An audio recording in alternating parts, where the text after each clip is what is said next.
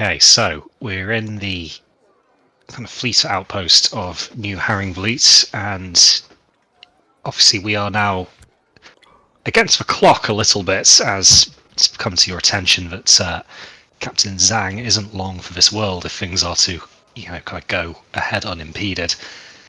So that left us at the end of last session with you guys having, a few ideas, which I won't go quite as far as calling it a plan just yet, but I think you guys had a rough idea of what you may be looking to do.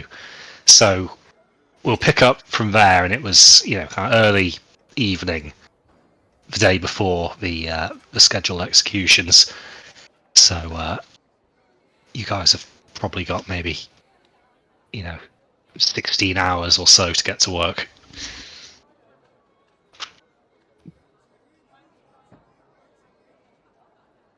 What is first on the agenda? Because I believe with the last thing we had at the end of last session was Elias was transcribing some spell scrolls into his spell book. Yep. I've got the scroll of Featherfall. So, yeah. We had the two plans, really.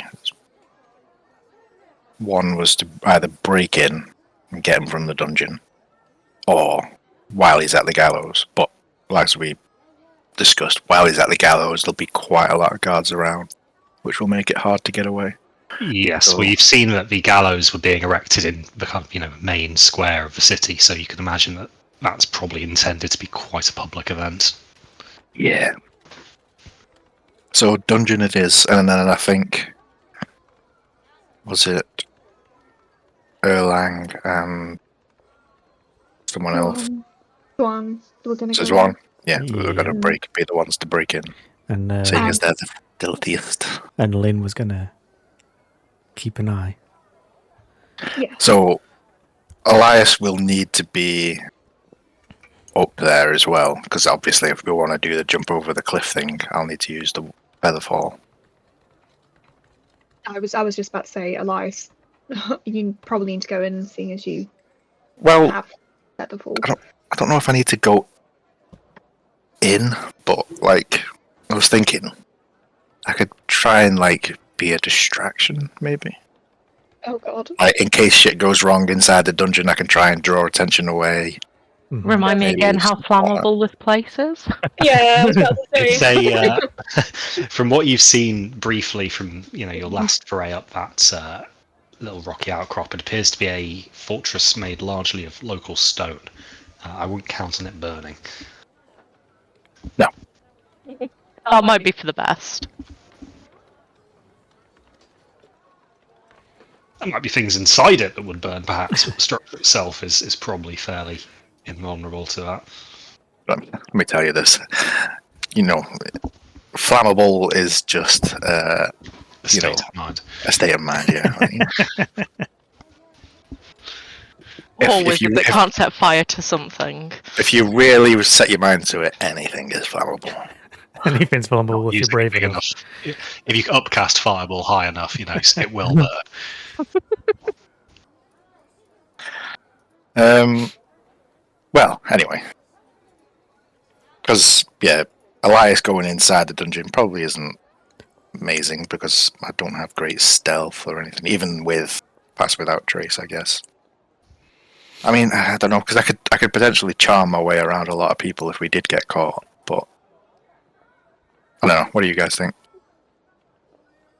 You being in proximity, but not necessarily in firing line, I think is the better option. I think you being there as first line response for Erlang and Zhuan is sensible. I agree though. I think actually going in there might be a recipe for bad news. Because also the way we think about it is, if the two of them get caught while they're in there, they're totally fucked. They're not going to be able to fight their way out. So we're very heavily reliant on sneaking the way through. And if that goes wrong, then I don't really know what we'd do. How sneaky are you as a wizard? Oh, not at all. I've now just got visions of him like covered in like sequins and bells. I mean, I'm not like, He's not a witch doctor. You coming I'm along makes disappointed, things frankly. likely to go better if we do get caught, but it also makes it more likely that we do get caught. Yeah, kind of, I guess, yeah.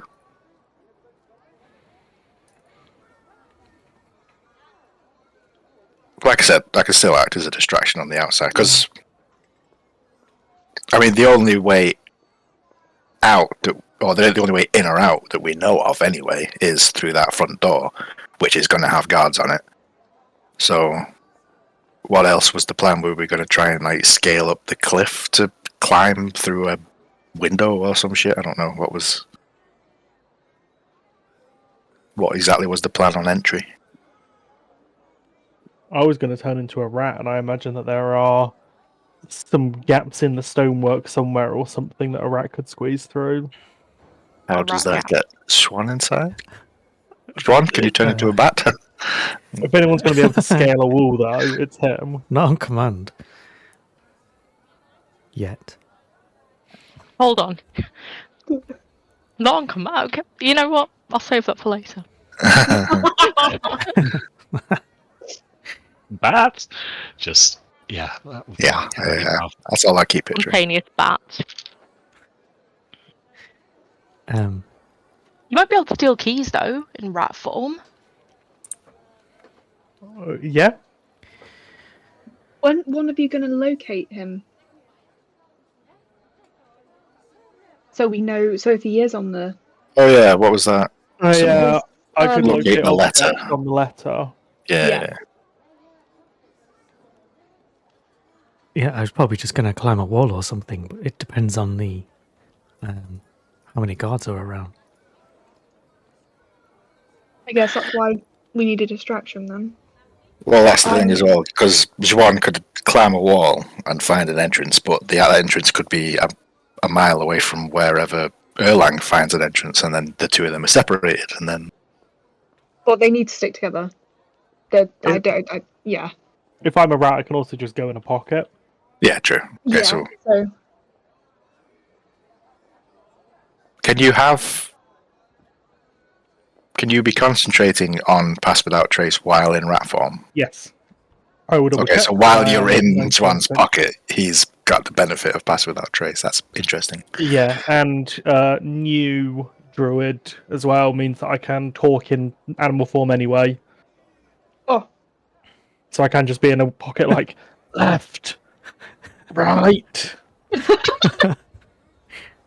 Okay. This is going to be so funny. You know, like, I know we're discussing this as like you would be doing that in Zwan's pocket, but I'm just imagining sometime in the future when you just sneak into someone else's pocket and just start whispering things to you. Probably wide eye, given the trauma he's already had He with wouldn't talking understand animals. it's an animal. Yeah. See, I've gone straight to like Ratatouille. Yeah. So, just put him in your heart. That's how he casts, the help action. He just climbs up and starts pulling. I guess Wado doesn't have any hair, so it'll have to be his ears or something. Just one paw on each of his eyebrows. Morse code on his head.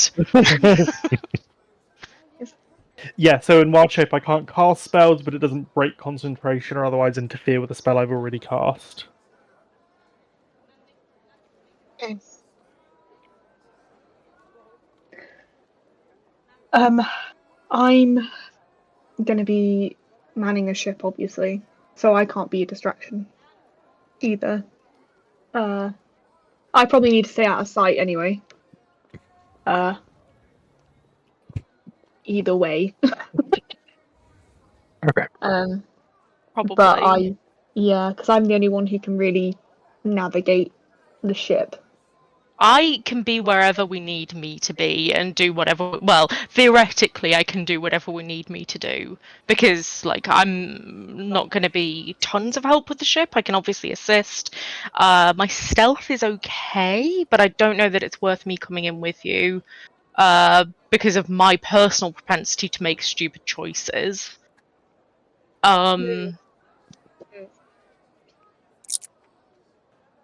I like the self-awareness there. Just, the info is like, the stats are there, but just... The piloting is not.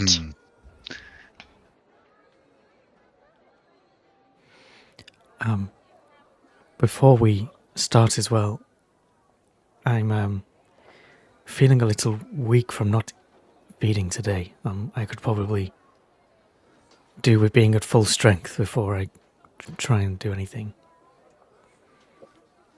I think that should be either myself or Wide Eye, based on disposability. God. That sounds so bad. Usefulness? Oh God.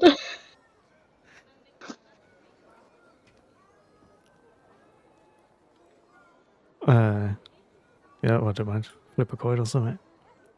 Wide Eye, would you be volunteering, or is this a solid it's on Yinfu's shoulders kind of deal?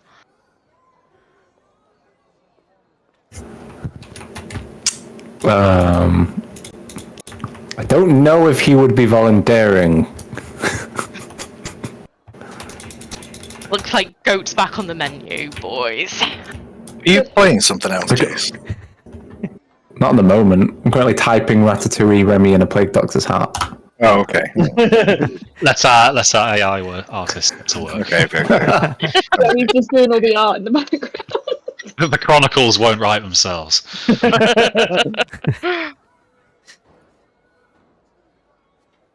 Just hear the frantic typing.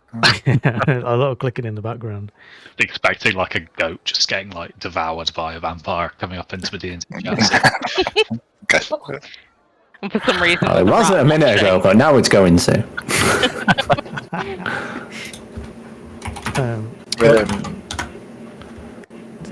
The choice is yours whether you let me bite you or whether you manually bleed into a container for me to drink out of. the last time there was a little table talk that was a little bit of a close miss, would Yinfu have realised it was a bit of a close miss? I can't catch your drift. What do you mean by a close miss? The bite to, like, the direct bite. Did I notice that it was maybe like a bit of a dangerous thing, or like did it just all seem a-okay to me? So a direct bite, you would realise comes with obviously the risk of transmission of vampirism potentially. Yeah. Elias said it was a low chance. No, this time I will bleed into a vessel for you. Okay. Does it have any diminishing effects? So you will take a 3d4 of damage, and then I'll need a con save to determine whether you then suffer the exhaustion. Okay. But in terms of diminishing effects, no, blood is blood as far as kind of Zwan's need goes. So, like, drinking the same person's blood again and again isn't necessarily going to be a problem for him. It's still nutritious. Cool. So let me quickly roll that for you.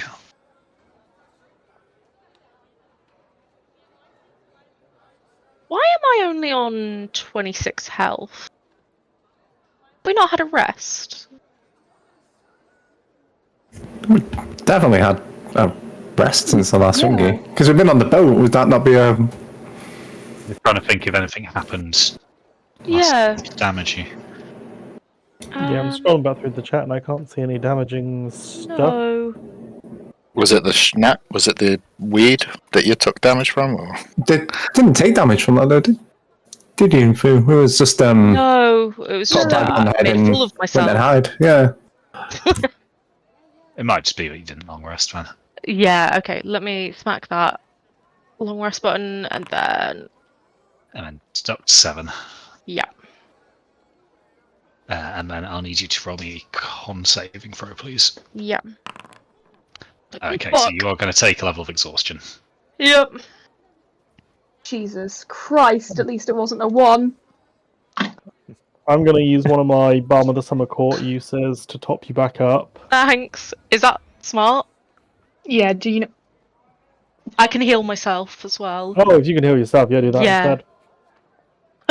Immediately, no. No, No, not for you. not for you. the whole the guy and his potions thing from last campaign, innit? I don't want your healing.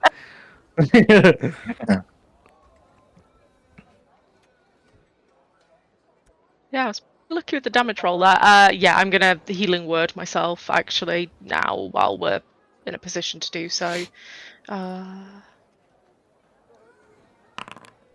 Oh, nice. You're not rolling well today, are you? Nope. Nope.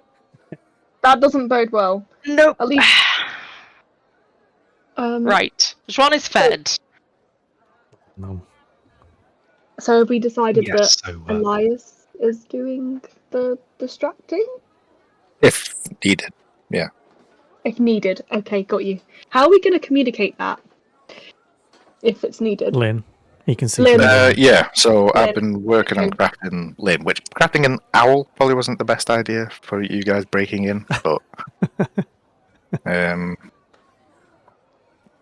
Okay, cool. I just I can at least So has Erlang already cast locate on the letter? I haven't, no. I am able Okay. to, but it only lasts 10 I was minutes. thinking, if he happens to have like a cell with a window, then I might be able to send Lynn to the window. we've got to make sure that it's at the right time and he gets the letter. Crispy, how long has it been since I gave the oh my god. it's been a good couple of hours since you handed the letter off, so Okay. reasonable chance that he's probably got it. Okay. Do you want to? Where are we right now, by the way? Yeah. Locate object only lasts for 10 minutes, so this wants to be a use as we're going in kind of spell. Ah, okay. Cool. So at the minute, I'd kind of figured that you guys just, we're still in and around the main square / market where Elias obviously purchased that spell scroll, because obviously being yeah. a fairly public area, no one's paying you too much attention. Yeah. Okay.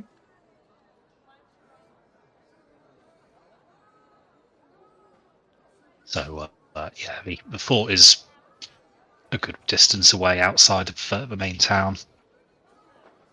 And it's reasonably busy. You've got people starting to pack up market stalls, people making their way home. It's that kind of evening time. Sun is dipping down in the west. Not quite fully set, but it won't be long before you're kind of getting towards dusk.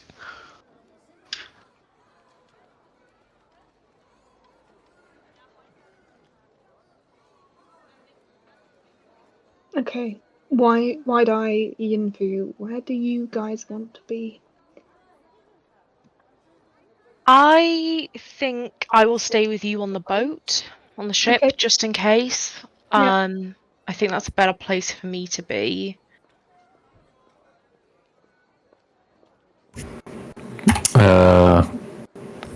I suppose Wide-Eye could go with Elias. You're a good distraction. Yeah, good distraction, good backup in case anything truly does go horribly. So, okay, cool. That's fine.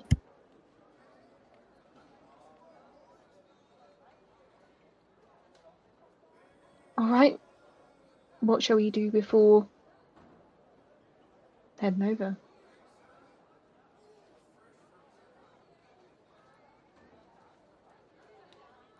Do we have any potions in the party? Yes, I have one. Pretty sure there's still a few in I that bag, isn't there?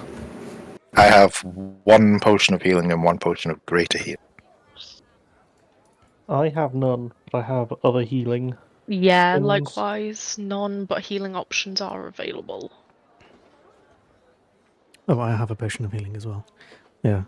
Yeah, it was just good to take stock, make sure people have them. Good thinking.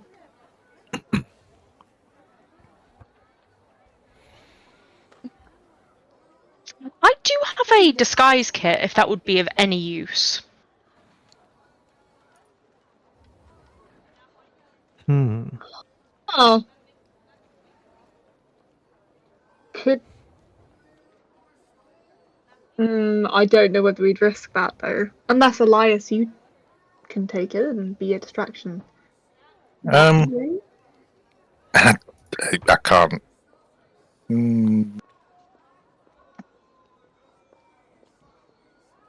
I don't know what I'd do with it.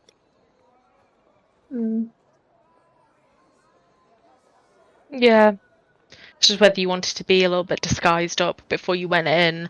And then if everything goes wrong, the description maybe is a little bit off. It might buy you some time to get back out.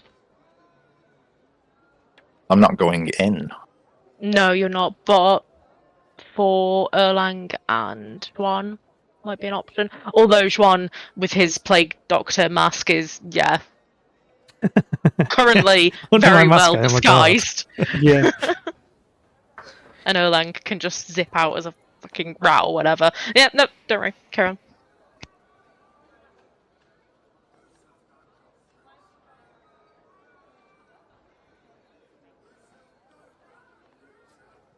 Okay, so do you think you guys are just about ready to kind of start putting this plan into motion?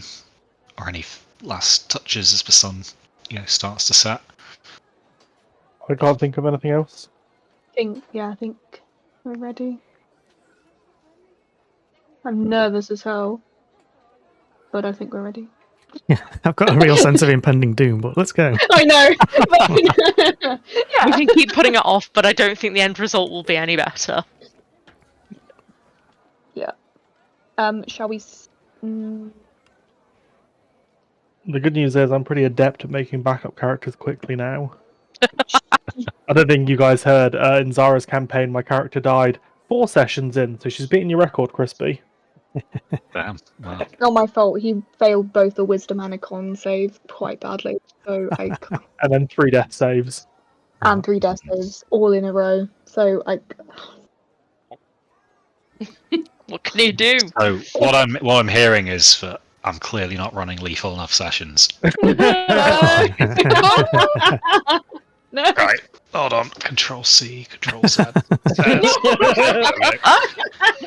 Or V, isn't it? Not Z. Fucking hell.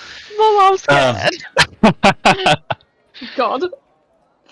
Okay, right. Okay, so I suppose then at this point in the plan, you guys will need to be splitting up between those heading towards the fort and those helping sail the Siren's Call to its waiting point.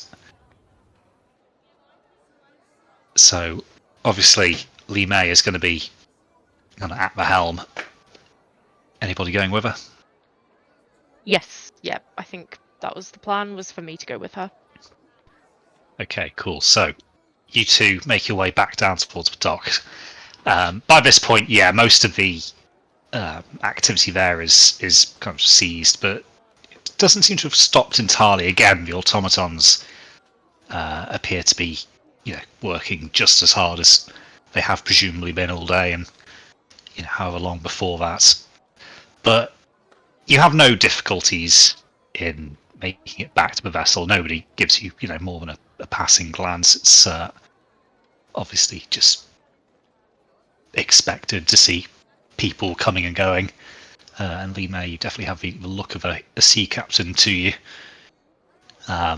So you make your way back, and the Siren's Call is exactly where you left it. No worse for wear. Fuck. Like, fuck. I was so worried it was going to be like. Impounded or something. Just like crashed or something.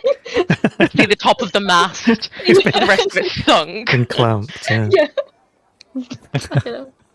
It'd just be my luck. But yeah, okay, cool. Amazing.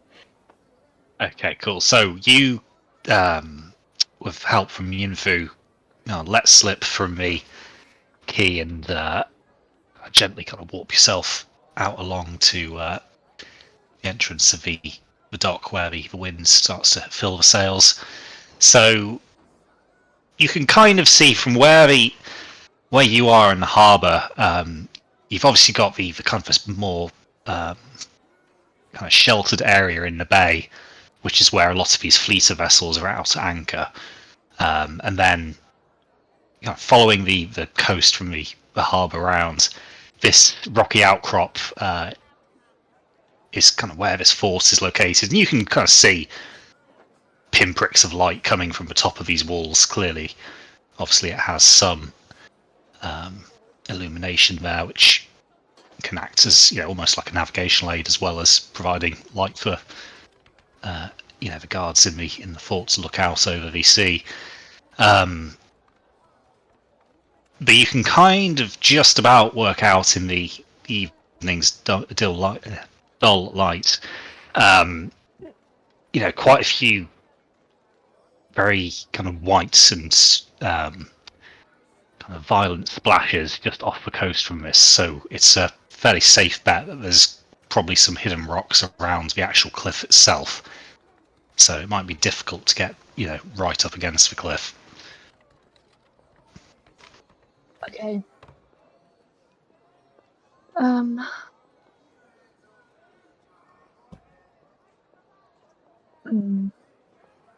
Yeah, I'll keep out anyway because is there fog around still? So not at the minute, but with the temperature dropping, it's not impossible that you could soon get a bit of sea mist gathering. And that would obviously make it much harder to avoid any treacherous outcrops. Yeah, Also harder to be spotted. that's why. Yeah. No, not get as close to the fort just yet. That is probably obviously the other thing to consider if a ship just starts approaching where it has no real business to be near the rocks. That's going to draw attention. Exactly, that's another thing. I do not want to draw attention. I want to stay, a bit out and in the fog. So probably slowly keep it moving occasionally, but not. So we're not just anchored and just staying. Well, actually, Yinfu, what do you think? I think anchoring up in a place where we're at all visible is asking for trouble. Yeah. All it takes is one guard, watching us and seeing that we've been set up for a while to go, we'll just go across and have a look. Okay. Which, we'll keep yeah. Steady movement, do you think? Steady nearby? movement, at least at first, and then I think if we've not heard anything for a little while and it's a little bit darker, if we can get a little bit closer, that's the time to get a little bit closer and anchor up. Okay, I'll go with that. Okay, Glad cool. I have someone with me. Lee May, you kind of just keep the sails just slightly kind of unfurled to catch a bit of a breeze to keep you moving and under positive control.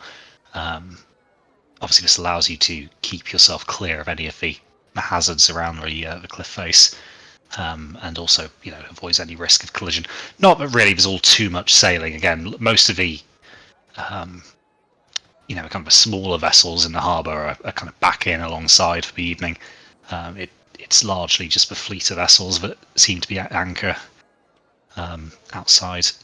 Whether that's just due to berth availability or the size of the vessels, hard to say. But it's not necessarily, it's not suspicious, should we say, that you guys are still out here. Could potentially just be, fishermen trying to work late or catch, something that is easier to catch in the darkness, like squid or something along those lines. So you guys are going to kind of do that for a while as the darkness starts to settle in. So back on land, that leaves the rest of you, obviously, to set off in the direction of the fort, if that is where you're going straight away.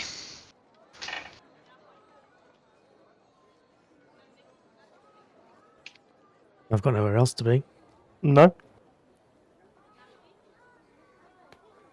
Okay, so the path back through the town is, not going to take you all too long. You know where you're going, and the streets aren't that busy as people are, kind of inside having evening meals, etc. As you walk through, you can see that the taverns are very busy. As you kind of get towards the southern outskirts, where the town kind of comes to an end and the path up to this fort begins. You can see a couple of taverns at the outskirts are very busy. You can hear kind of songs coming from inside in a tongue you're not particularly familiar with. But nobody stops you or gives you much of a second look, really. Again, it's it's a fairly large and vibrant city these days compared to what it was. So people of all sorts are free to come and go as they please. So by the time you get to, the base of the outcrop that this fort is built upon, the darkness is kind of starting to really set in now. It's the visibility is to the point where if you want to see more than maybe 200 yards, you probably need a torch. But obviously this could work in your favour with subterfuge on the menu. But that being said, you can see that at various points along the battlements, this fort does appear to have some lighting, but it's not a kind of a uniform dispersion. There are kind of patches of darkness along the walls.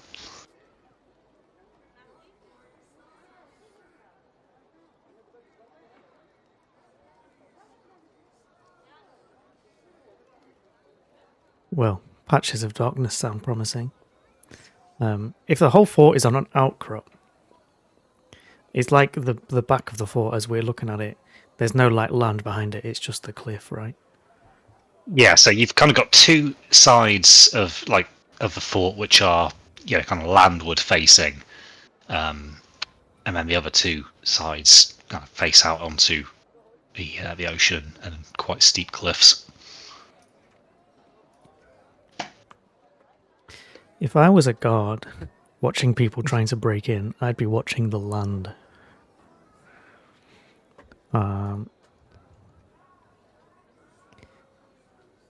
So we might want to, well, me and I forgot his name. Chris's character. Erlang. That's the one. We'll probably want to climb a bit around if we're going to climb over the wall and hopefully find a bit more of an unguarded area. What I can do as well, it will use up a spell slot, but I think it's worthwhile.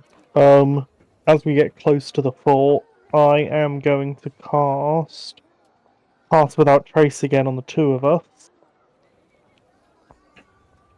Okay. Oop. Which lasts an hour. Nice. Lasts an hour, yeah. My thought being, this means that I can more easily stealth up to the wall, cast Locate Object there, and then Wild Shape. Because it only lasts 10 minutes, we don't want to use half of those 10 minutes getting into the prison. Locate Object, I mean. Mm-hmm. So this should make us a bit sneakier getting up to the wall. Sounds good. Okay, so you have that, and sure enough, your movements are kind of almost immediately muffled. The last wide up into next to the two of them, you can barely hear that footsteps. So looking at Is it just me or is Crispy breaking up? It's okay. No, it's, Yep. yeah, I'm getting the same. Robot Crispy. might be internet connection.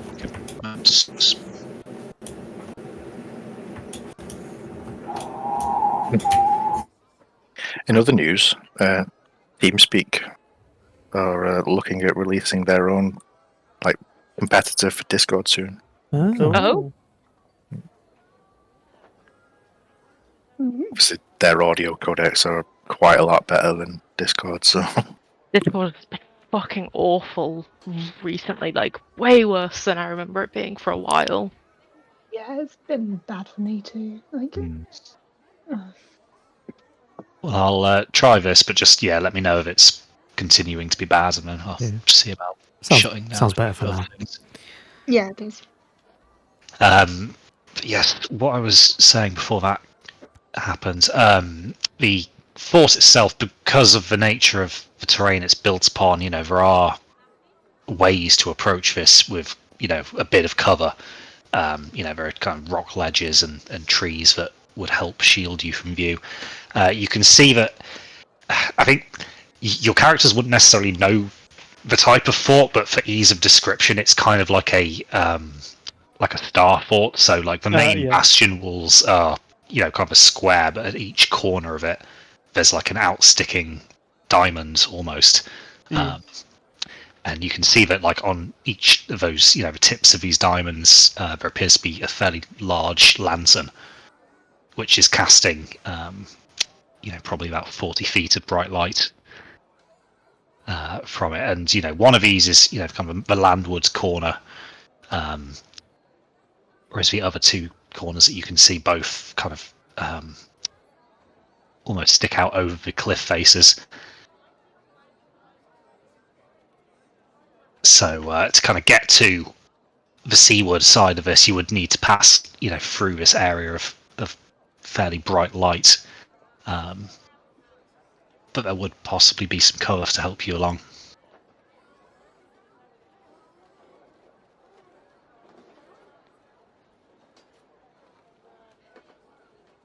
You're the expert at this kind of thing. I've done what I can, but I will now follow your guidance until we get there.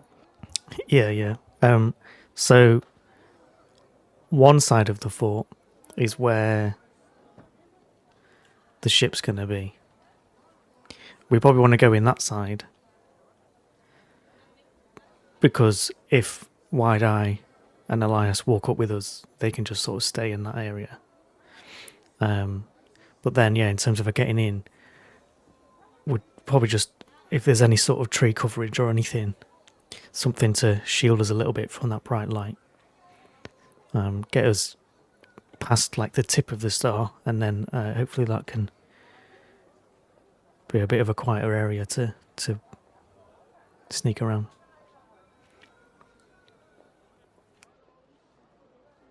Okay, just to kind of help with the theatre of mind, you guys are like approaching this from the northwest. The kind of southern and eastern edges of the fort are the ones that kind of are exposed to the sea. So the vessel is probably going to be, off to the southeast somewhere. There isn't really any land on that side that isn't a cliff face, so kind of having Elias and Wide Eye wait there is going to be challenging. Okay. Just because they'd kind of have to be hanging onto the cliff face. For how long that would take. Yeah. I did have it pictured slightly differently. Okay. Well, that does raise the question of later when Elias and Wide Eye need to get down. It's going to be tricky. What I was personally picturing is that it would be more. It might be more of like a frontal kind of entry, but like on the land side of things, and then we jump over the cliff. But with you going up the side of the cliff, that might be different.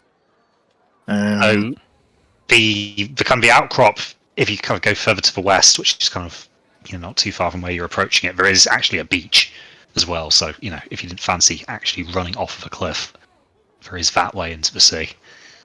And that obviously is quite a decent place to sit and wait for the other two, which would avoid being spotted. But I won't be able to do much distracting from there if needed. And we'd never know. That's the balance you'd have to strike. Like we probably wouldn't. Maybe we'd hear an alarm if it got raised, but You have Lynn, remember? Yeah. So you may be able to see them start to panic if there's an alarm raised. But I'd Maybe? still have to be within 120 feet, 100 feet Ah, okay, yeah. to see through Lynn's eyes. Otherwise, it's just, you know. Okay.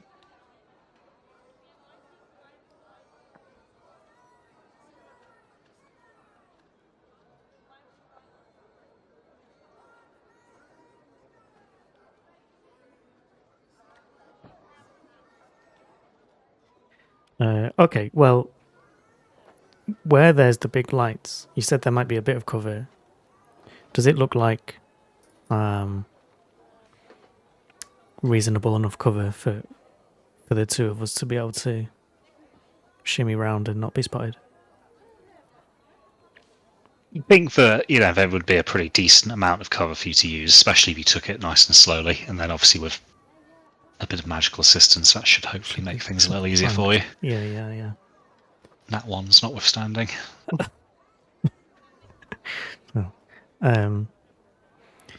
Yeah, I still think I'd want to get round to the cliffside and try and scale the wall over there. Obviously, the other two won't follow us off the land.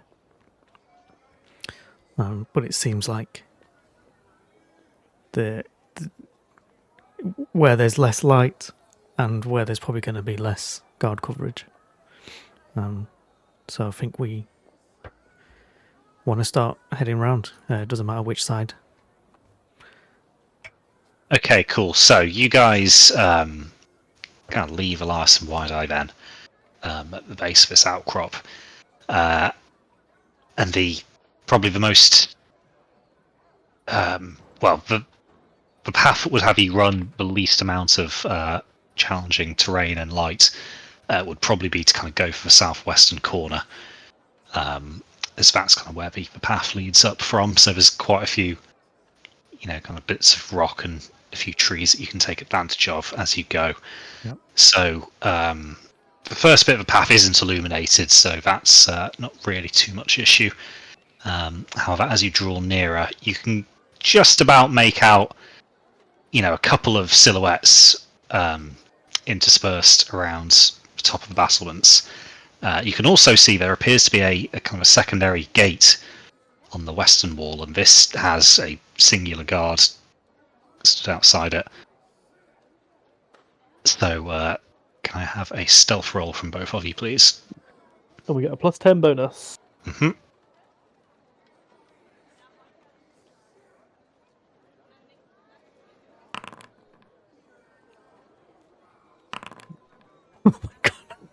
Kick out! That's a nat 20. Okay, so I rolled a 3. sure enough, you have no difficulty whatsoever. Obviously, Zwan's experience coupled with his, shall we say, new vampiric prowess and the extra help from Erlang's magic just means that this man is, harder to pin down than a shadow as he makes his way up. Followed, obviously, by Erlang, who is doing well enough, but,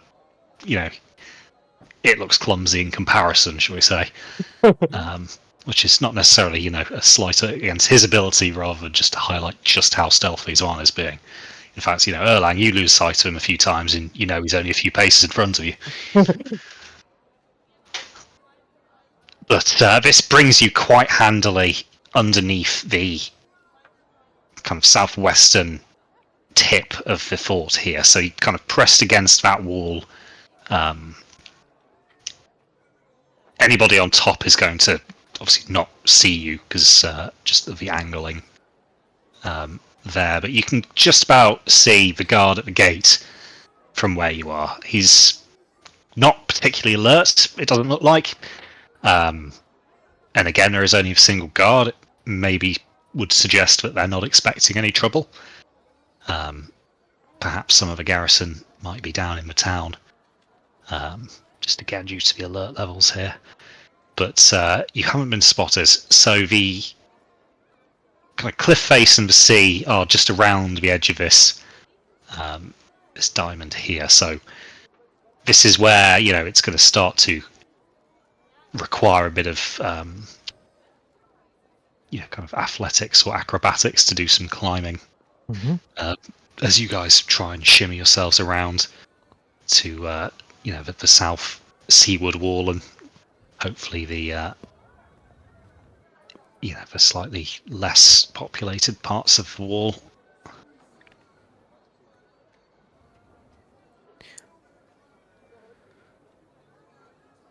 Okay, so I'm going to let you choose whether you want to use acrobatics or athletics for this, but this is going to be kind of a roll to determine how successful you are at kind of getting around this stonework and towards the cliff face.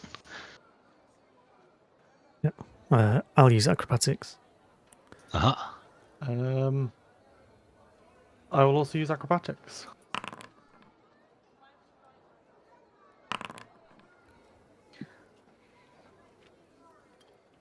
Okay, so you guys start to kind of shimmy your way around, obviously with the wall here to kind of brace yourselves on.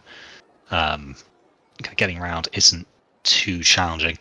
Erlang, you misplace a foot once and it kind of dislodges some loose stone, but which goes kind of crashing off down the cliff.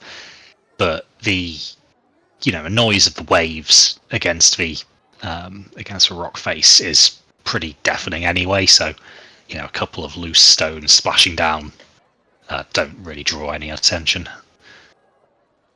So after a little while, you guys are kind of further along this cliff now, and you find yourselves at the base of the battlements, but probably about maybe 40 foot above the sea, something like that.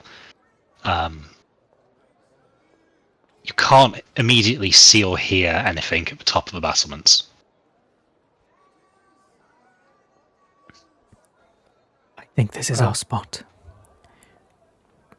Did you want to locate the letter? Yes, I will put my safety in your hands. So I'll switch over to casting. So a couple of things back to back here. Yeah, switch over to casting locate object. Okay, so I'll drop the concentration on pass without trace. Yep. And I'm going to name the letter. I've seen it up close, so I can name that specific one. Yep. Sure. So this object is definitely within 1,000 feet of you. Interestingly, it seems to be at a level that's actually slightly lower than you now, but it is somewhere within the fort. You suspect it might be, inside in perhaps an underground bit of the fort. Just to make sure as well, there isn't any thickness of lead between me and the letter, is there? There doesn't appeer to be any, lead plating. Otherwise, that balks the spell. Yeah. God's got a pencil in his pocket and then he can't locate it anymore. So yes, that's not going to be a problem here. You kind of get the impression that this object is probably underground somewhere inside this fort. I can see it. I think it's below where we are now. I am then going to wild shape, turn into a little rat, and can still speak. So I'll go. I can see where it is. Have you got like a breast pocket or something? He's got a plague doctor's outfit. I'm sure there's somewhere in there that could store a rat. Quite ironically, yeah. Just like in a potion vial or something. Maybe able to climb up into the beak, like and just.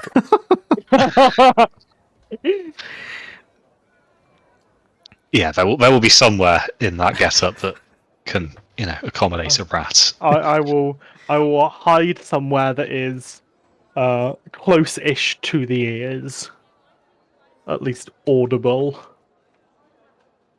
I can see where it is. If you climb in, I'll try and guide you as we go. Yes. So, time to climb. Okay, so the walls here, it's kind of stone blocks, and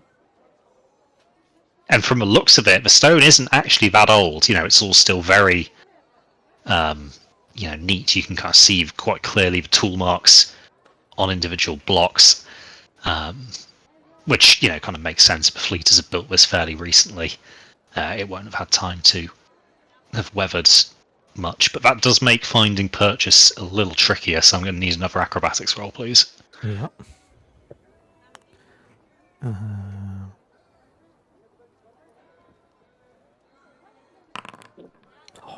Nat 20 again. Okay, so tricky for some, perhaps, but not for Zwan. So you have no difficulty whatsoever in getting up this battlement. Again, the wall itself is maybe 20 feet high. It's not the tallest of curtain walls. And as you kind of reach the top, you kind of hang yourself carefully just on the, kind of crenellations and, cast your eye left and right. So to your left is the, kind of southwest tip of this diamond formation. You can see there appears to be a guard there who's again clearly not very alert. He's actually kind of got himself sat on a kind of wooden carriage for what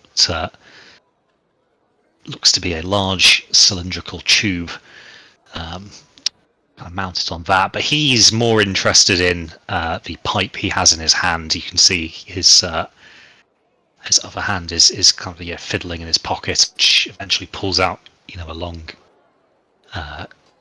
kind of bit of rope, which he lights off the lantern at the tip of the fort's outcrop there, and he uses that lit match to then light his pipe and have a puff away. So he's not aware of your presence.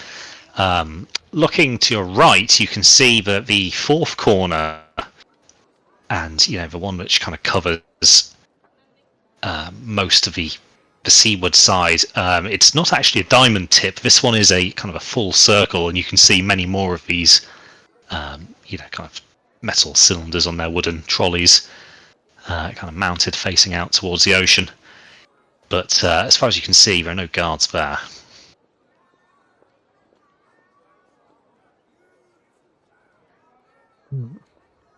And if we look over, is there any buildings that look like they might be a jailhouse, or are they very indistinct? So without kind of pulling yourself fully up, you can't really see the interior of this fort. Uh-huh. But yeah, from the walls itself, you can see no obvious signs of anywhere that prisoners are being kept externally. Yeah. Okay. Well then, seemingly 0 guards is better than definitely 1 guard. So I think we want to try and head round to the circular corner, and then descend into the fort from there. Okay, so pulling yourself up and onto the wall, you get a better view, and looking down, you can see that the internal courtyard of this fort is surprisingly plain. There's not really much going on there. However, you can see that there is a cooking fire, and appears to be 3 figures gathered around that, like dead in the center of this fort. Now there are a number of stairwells leading kind of from the battlements down into the interior. Most of them would kind of lead you fairly prominently into view of these 3. However, again, yes, looking at this circular tower, there appears to be a large store of crates and materials under like some sort of cover out here in the open, but you can also see there is a hatch in the floor.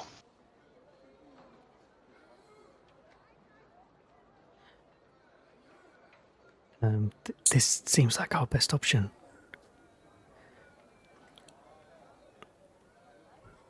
The stairs are too exposed. Let's go to the hatch. Does that line up with directions I'm sensing, Crispy? So the letter is, in terms of direction, it's kind of more in towards the centre of the fort. However, in terms of, kind of altitudes, it's below you. So yeah, kind of going through this hatch would take you closer to that level, and assuming, this leads you into internal, kind of underground layers of this fort, that would kind of make sense. Yes, that should get us closer to the letter.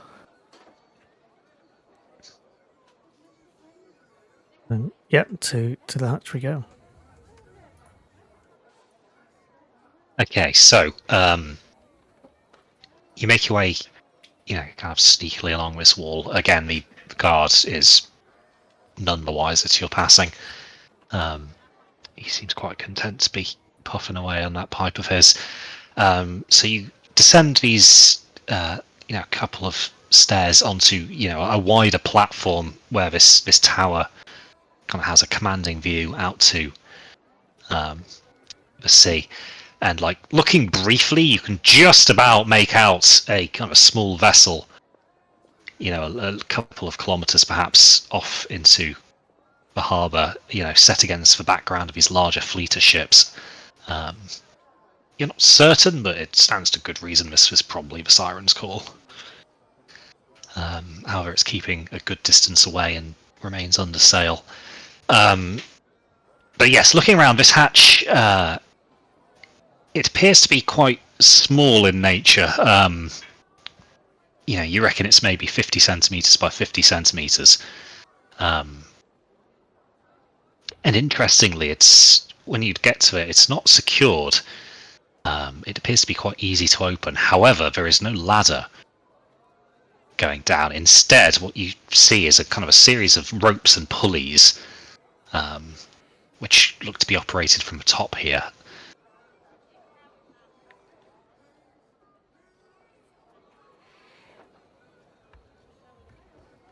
Don't think this is a hatch for people. Maybe we try the stairs then? Or you climb down, you've been quite handy at climbing so far. If I reach my... did we take the top off the hatch? We can see down it, right? Yeah, you can see down it. If I reach down to one of the ropes and give it a firm tug, does it move under that weight? Or is it fairly sturdy under there? Giving it a kind of a firm tug without using the pulleys, it does move, but only slightly. And looking down into it, you can see that whatever room this leads into is not lit.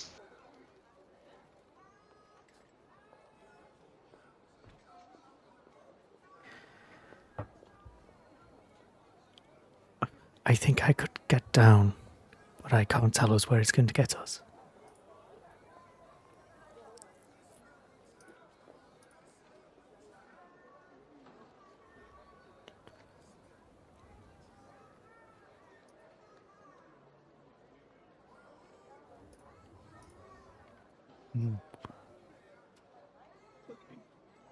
And the stairs may be safer then, as we can get back up again. But it's ultimately your call, as I said. My life is now in your pocket. So from the stairs we can see, I'm assuming it's the same situation. They're all very much in view of these three sat around the fire. Yeah, so there's kind of stone stairs going down, which would kind of bring you pretty much into the middle of the the middle of the wall, but kind of again against the battlements. And then there's another series of wooden scaffolding and ladders, which are a little further away from view, but still it would be fairly dicey. And that would bring you closer towards the guard who's sitting on having a smoke. Yeah. So the stairs down are probably going to bring you closer towards Discovery that way. But obviously, then you'd have the unknown of this hatch, so that's a decision you'll need to make. Tough decision. Mhm.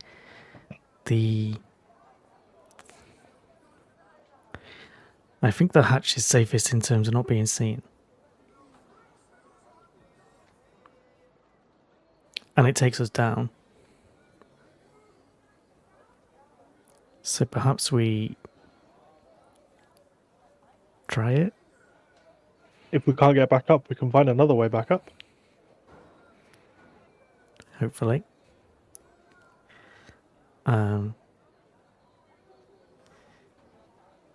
Yeah, We'll try and descend the hatch.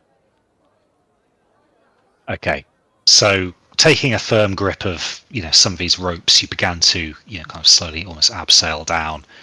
And again, as you lower yourself down, the light of the moon dissipates, and you find yourselves in a completely unlit room. However, there's a very kind of acrid stench in the air as you get down here, and almost quite like an almost salty taste of the air. But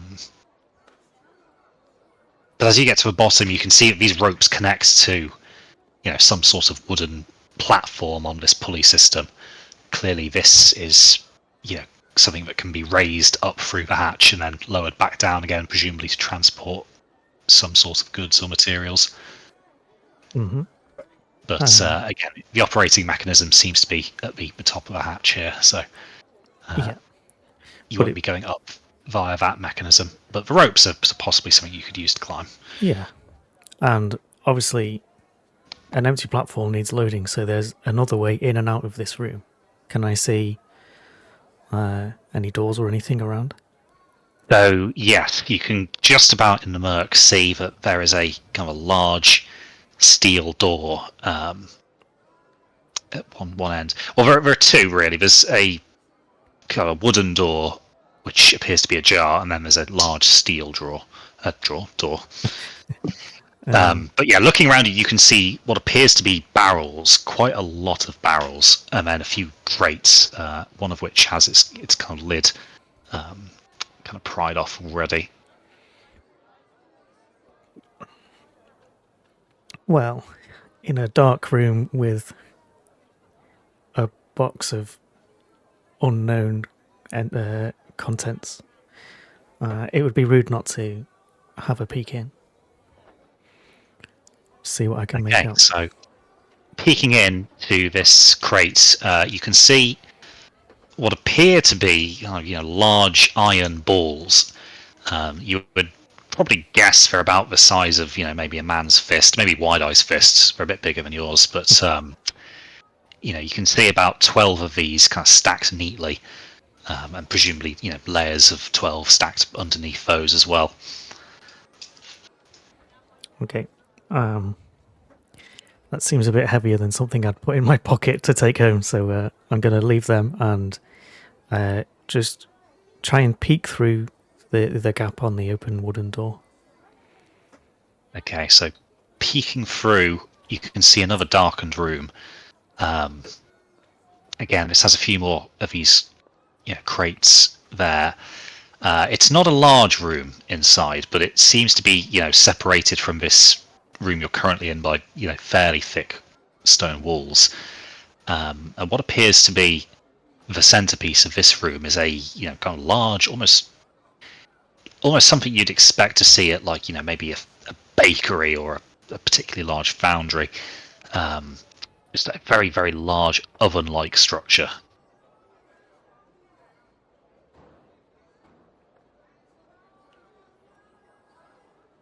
And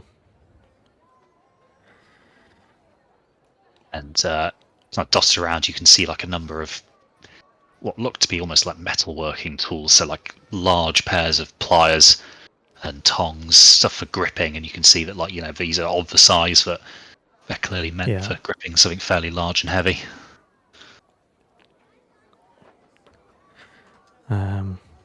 This is all very new to me, I'm afraid. And for me, as intrigued as I am, I don't want to be Probably distracted too much. We have things to do. we leave well alone. Yes. So this room we've entered, is this the only door? Yeah, so there's no other way in or Oh, out. right. This door seems to be like, you know, a kind of firmly linked to this larger storage room. Cool. Which means that, you know, the steel door is now the only kind of way out from where you are Yeah. at this level of the fort. Well, I guess it's time to try and open a big metal door very quietly. Okay, so at your first push, you get no luck. This is clearly either barred or locked. Can I see a keyhole? There is. It's quite a sizable looking one.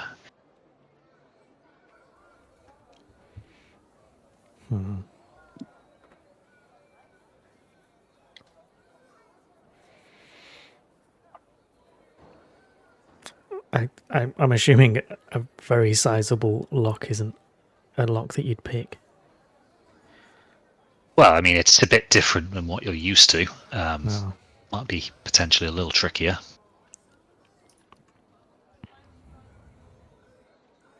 Well, I guess I'll go for it then. I think I've got it. Do I have a kit? Yes, I think you do have a kit, if memory serves. Would help if I look to my inventory. There we go. Yeah, I've got thieves' tools. Right. Meanwhile, out at the northwest kind of corner you approach here, Wide-Eye and Elias, you hear something kind of coming up the path behind you. Looking, you can see a group of maybe about 7 or 8 fleeter types looking like they're, you know, kind of making their way up towards the fort. Given the, you know, kind of a loud and boisterous conversation, it's probably safe to imagine they've maybe had a drink or two, but are now kind of making their way back towards the fort, back towards your location.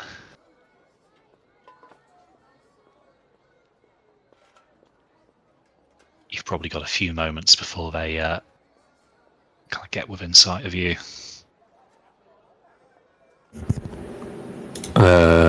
Is there anywhere to step out of the way and, well, hide, I suppose? Yeah, so there's a couple of, you know, again, kind of large boulders and trees that you could move aside. It's dark enough now that, you know, as long as you remain stationary, it shouldn't probably be too hard to avoid being detected.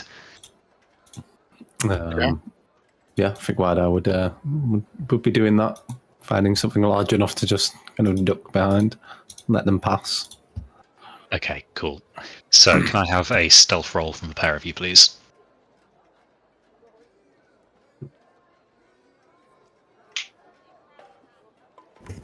You can. Where is it? Natural 1.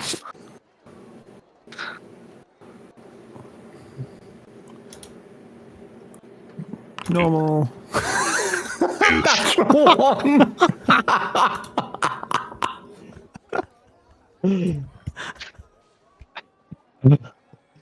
Now I have to find some narrative way of you guys royally fucking yourself in what should have been a very easy skill. Well, maybe. Okay, cool. No.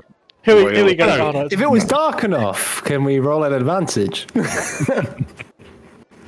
They were definitely in range of Pass Without Trace at the time. Yes, but you did specifically say you were casting it on the pair of you. Yeah. Okay, so in your hurry to get out of sight, you two kind of both, you know, turn in towards each other and, like, you know, sprint for the same boulder, and, you know, end up just like whacking into each other, you know, noggin to noggin, which will kind of blur out how that happens given the height difference. But you guys kind of end up both on your asses, you know, clutching your heads. And by the time you guys are back on your feet, this kind of band of soldiers is, you know, close enough to see you here in the path, you know, kind of pulling yourself up from the dust. The first one kind of looks a bit quizzically, just like, "Ha! It seems they're even drunker than we are." He kind of looks at the pair of you a little closer. "You two don't look like you're from around here. What are you doing up here so late?" How close is he to me? Probably about 30 meters by this point. Okay. 30 feet, I guess we're using Imperial. I'll just look up at him and say, "We're looking for buried treasure." It's a He kind of Fleeter looks at his companions for a moment and then kind of looks back to you. "Buried treasure? Out here?" Yeah, you see, we were in the tavern, right? And some guy was like, "Hey, if you give me a little bit of gold, I'll tell you where the buried treasure is." And now we've ended up looking for it.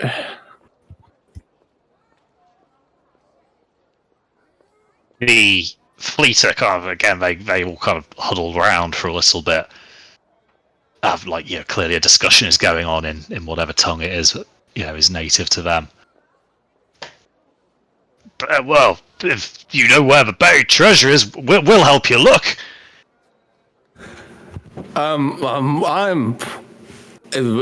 If I'm correct, I guess he said it was by this boulder here.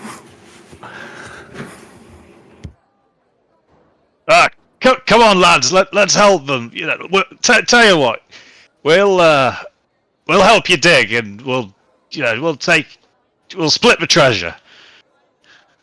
That seems fair. Yeah.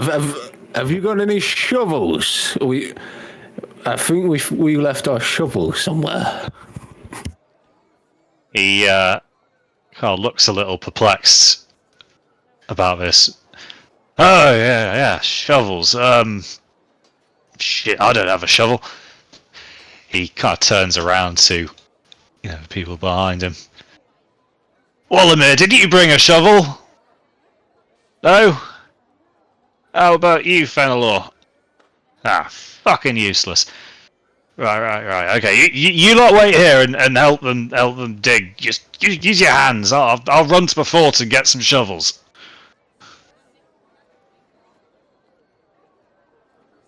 So you guys are surrounded by 5 or 6 very excitable fleeters who, are kind of standing around this boulder now with you, all, smelling quite strongly of this, pipe smoke and clearly a bit drunk on top of it all. A couple of them, start to pull out daggers and start to, dig away at the earth, while one of the other, this leader of them, kind of starts to make his way up towards the forts with the promise that he's going to bring back some shovels. Very excited about the prospect of this treasure, and they kind of keep asking you more about it. They're not going to leave you alone for a while, it seems, until they've had at least a good go at retrieving it. Well, it's near under a boulder, but me and the mate here saw another boulder off in them trees a bit. So you lads keep digging here. We'll go dig over there. It's all right. There's a lot of us. A couple of us will go with you. Many hands, light work, something like that. That's how you locals say it. Again, the prospect of 3 gold, just buried in the ground, is playing wonders on the imagination of these fleets. They are very excited for the prospect of a treasure hunt. Okay. So what? 2 of them split off with us to go into the woods then? So a couple of them, split up and go with you to, dig at this second boulder. Okay. How deep are these trees? It's not a forest. It's kind of a loose spattering of trees. Okay. I was wondering how far we could get them to follow us away. where we might be out of eyesight. That might be a fair distance. Okay. Okay. Based on okay, if we get far enough away, based on them being quite drunk as well.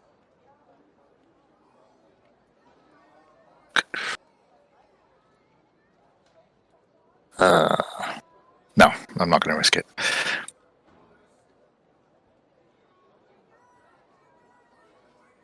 All right, we'll just find another big boulder and start digging. Okay. Cool. So the hunt for the treasure is afoot. Meanwhile, we are back in the darkened room with Zwan and Erlang. So you were going to have an attempt at cracking this door, weren't you? Yeah. Yes.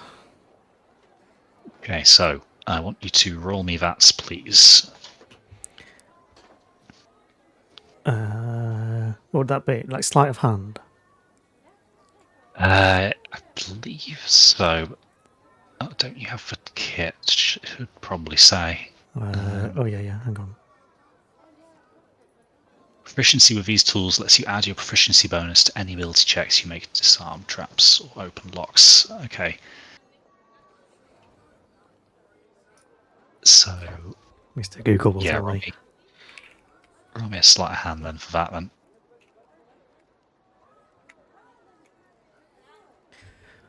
Okay. Sleight of hand. In case you wanted the 2024 rules, if you have proficiency with a tool, add proficiency bonus to any ability check you make that uses the tool. If you have proficiency in a skill that's used with that check, you have advantage on the check too. Yeah, we'll use that rule. Go on. Sorry, repeat that. I was reading as well. I have advantage. So advantage, and obviously you get proficiency anyway. So do you want to roll that up for me? Proficiency is already. Hang on. So it'd just be rolling sleight of hand at advantage. Yeah. Nice. 24. Okay, so you have a look at this lock, and you manage to get most of the tumblers, and then on the last one, they all come crashing back down again as your pick slips. Again, the weight of these large tumblers just being ever so slightly more than these, these spin tools that are really built for. Roll me a perception, please. Or investigation, I guess, actually, is probably better than perception.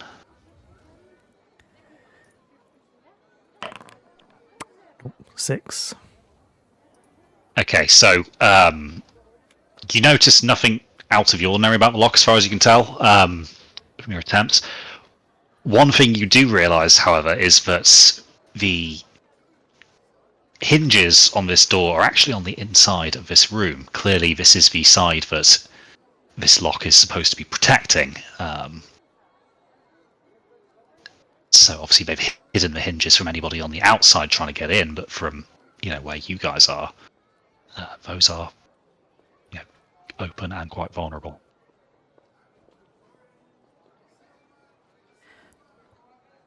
I don't think picking the lock is going to work. I'm just going to end up breaking my tools. We could try and take the door off its hinges. We can see them. That might also be loud.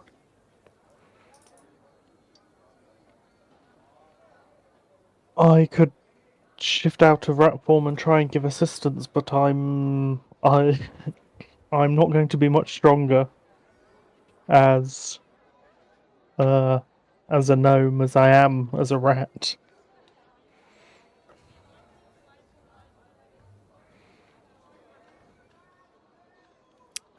These hinges, how are they attached to the wall?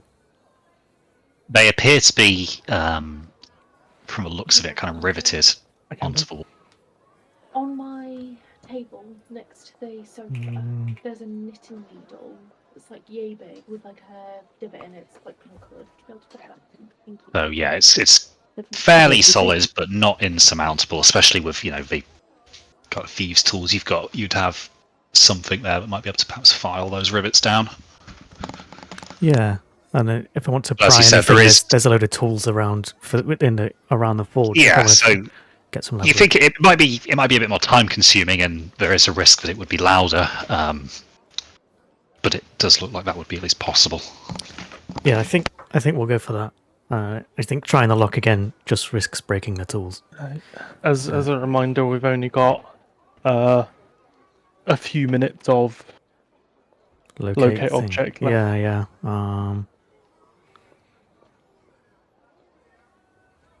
So while I can't advocate for us doing something that would get us captured, speed is of the essence. Yes. Well,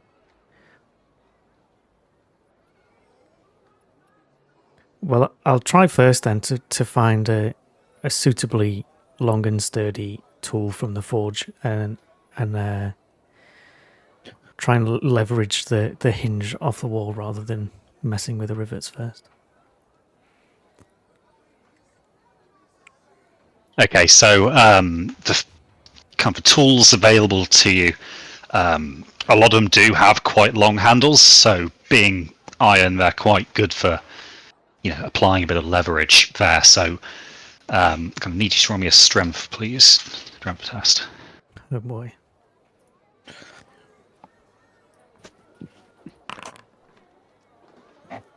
Six. Okay, so you try as you might, but these they're anchored pretty strong, and you don't really seem to shift them all too much. At least not with the kind of leverage you can get from these tools, and not without them being weakened first. Yep. I don't think I can do it quickly, I'm afraid. Yeah, I'm gonna have to try and use what tools I have to weaken or file down the rivets to loosen up the connection that this has. Or we climb back out and go down the stairs. Or we could. Or down the scaffolding, that was a bit more hidden. Yeah. Yeah, because ultimately I'm probably going to need strength to open this anyway. Big steel door, yeah.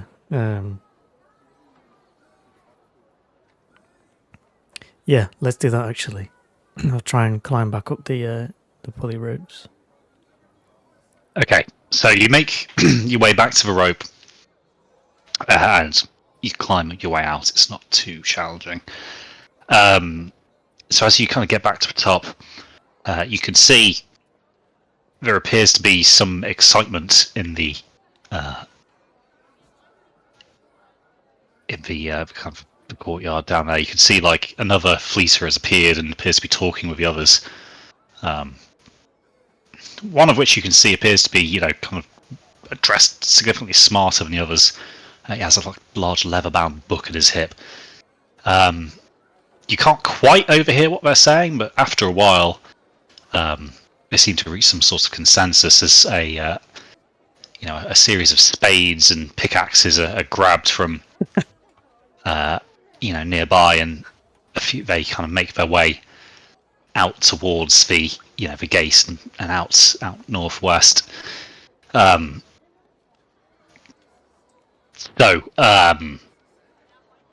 does, however, have a bit of a silver lining for yourselves, as now there is only one guard in the courtyard, and he seems to be busy cooking something in this kind of cooking pot over the fire. Mm-hmm. So his attention is focused largely on that. Yeah, so I'm assuming there's a set of stairs which will come out sort of behind his field of view rather than in front of him. Yeah, so it'll take you a little bit of shifting around the battlements, but again, there's no guards on the top here, so that's not a problem for you. Mm-hmm. And from where you are now, you can kind of see that there's a series of doors at the base of these walls, which clearly leads into the fort's interior itself. So you very quiet. In fact, I'm going to have you roll for it. Roll me a stealth, please. Yep. Yeah. 23. Okay, so you very sneakily descend these steps. Sure enough, this guy is clearly quite devoted to his art because he is seasoning this pot with loving attention, and you have no difficulty kind of getting past him. And as you kind of reach one of these doors, a kind of tentative twist of a handle reveals when it's unlocked. Yep. With a quick precautionary look through to make sure there's no one immediately there, we'll go through without so much hesitation. Okay, cool. So you slip into the interior of this fort, and this room is lit. From the looks of it, it appears to be, some sort of office building. There's a couple of desks, and then, a series of shelves with what appear to be ledgers of sorts. And then, a few kind of items that you'd associate with, daily life of an administrator around. Appears to be, an abacus on the desk, and then, a series of quills and that kind of thing. Nothing all too exciting, but what does catch your eye is a staircase which kind of spirals down clearly to a deeper level.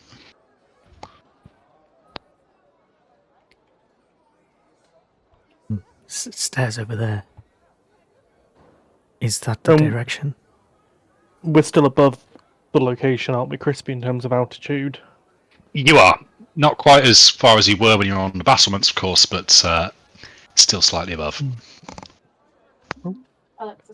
We still need to go further down into the fort, so those steps look like a good choice. Those steps look like a good choice, so let's go.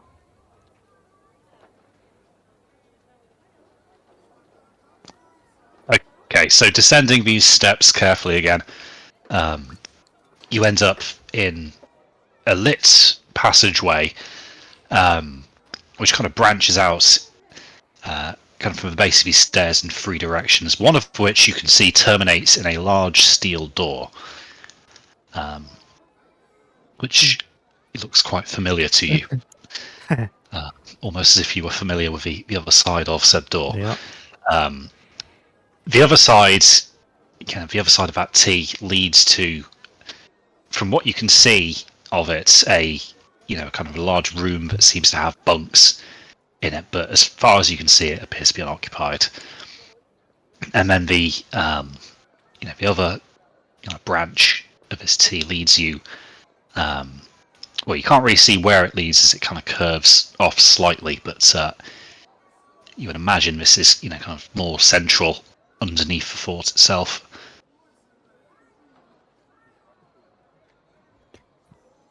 Do either of these point more in the direction of the letter?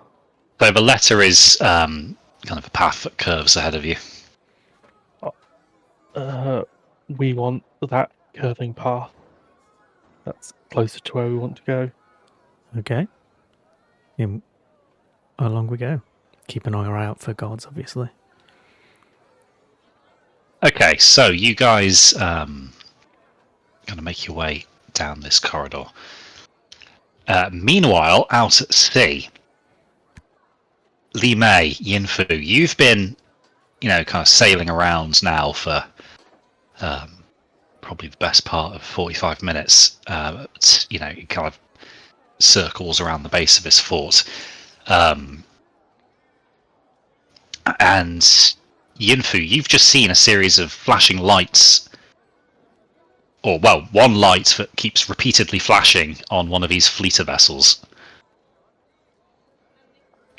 in your direction. Oh. It may well be that we've been noticed, and I'm going to point out the light to Li Mei. Do I recognise the signal at all? Is it? That flashing lights are a useful form of communication between vessels at sea in the darkness when kind of flag-based semaphore isn't possible. Did you say it was directed at us as well? It looks to be, yes. Are we in a spotlight, or is it just? It's not bright enough to be a spotlight. It looks like somebody is maybe on deck with a lantern, kind of obscuring and then revealing the kind of the glass to create these flashes of light.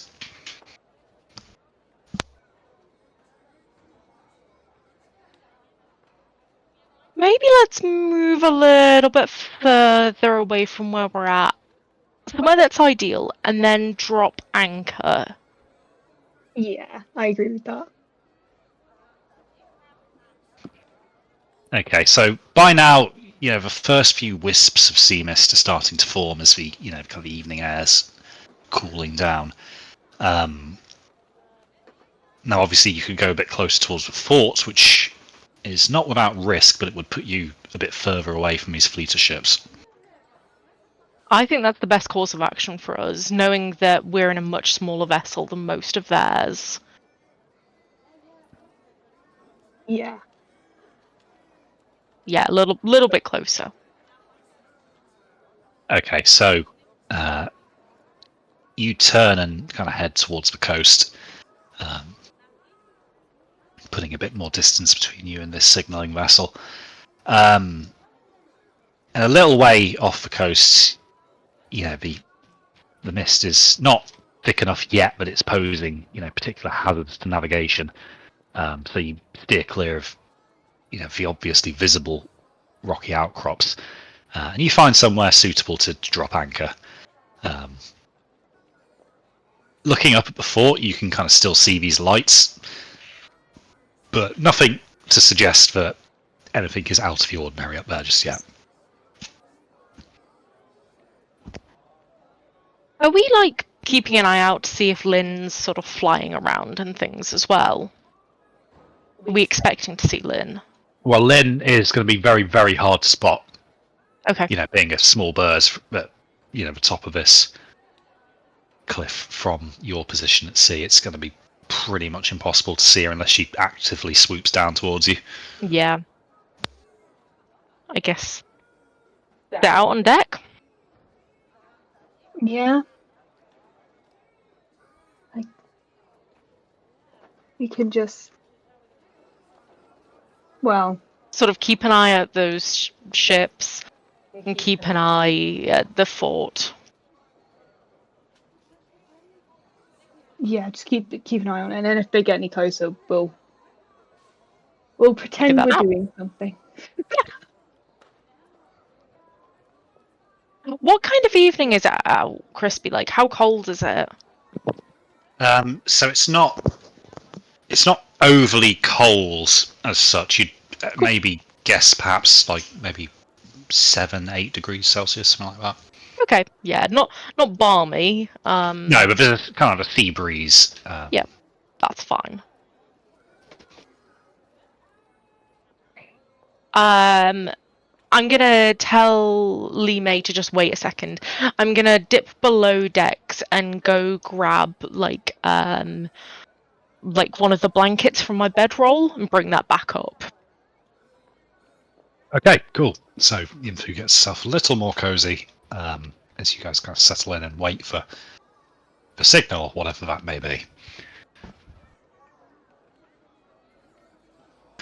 So back beneath the fort, Zwan, you kind of creep forward around this corner, pressing yourself against the wall. But as you peer around, you realise you needn't have been so careful as the path kind of leads to this clearly holding cells. Well, I'd say that rather than necessarily a purpose-built dungeon, but it appears that there's no obvious sign of any guard presence here. What you can see are, a group of maybe 4 very, kind of beaten and generally downcast individuals, on the floor of their respective cells. They don't appear to have noticed your presence. Not yet, at least.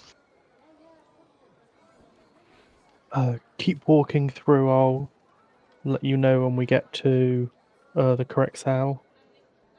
Mm-hmm. Yeah, I'll walk past and then... Probably best to do it stealthily so they don't start causing a ruckus. Yeah.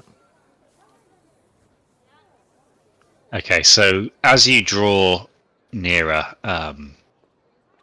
it's going to be the case that like these guys will see you. It's kind of like this is the end of the path. Mm-hmm. It kind of culminates in these cells.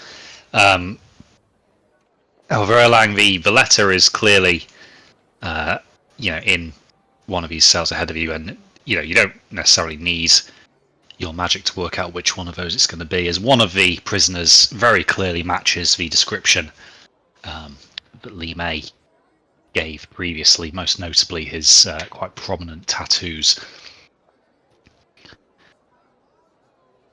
But as you kind of enter this bit, you're still doing it stealthily, so none of them are particularly, they're not that alert. A few of them are clearly asleep. Other than just kind of staring absent-mindedly at cell walls. Obviously, these men are aware that they're due a date with the gallows in the morning.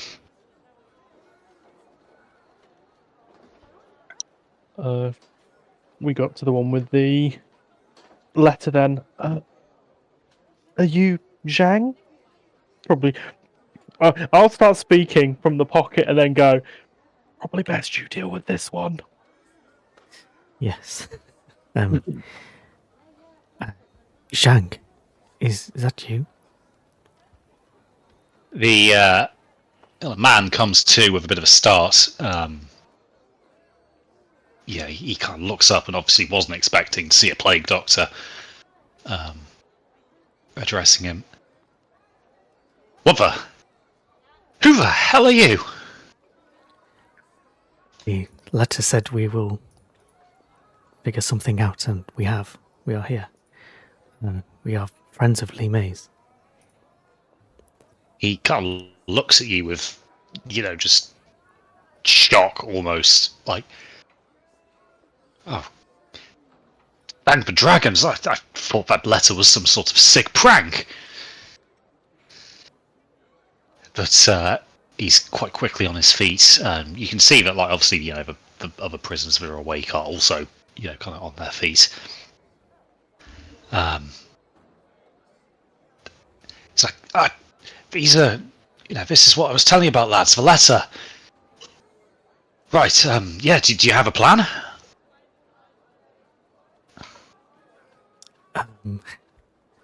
The main part of our plan was getting in here. Getting out is going to be a bit more improvised. Well, that certainly does sound like Li Mei.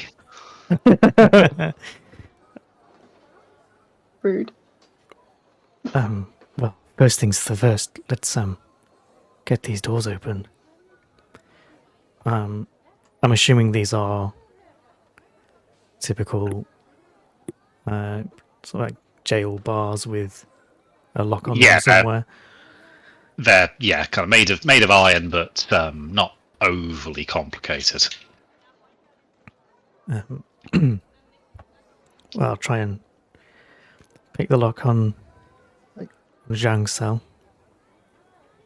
Okay, cool. So you take your thieves' tools and get to work, and it takes you a couple of minutes, but the cell door doesn't really offer much in the way of stiff resistance.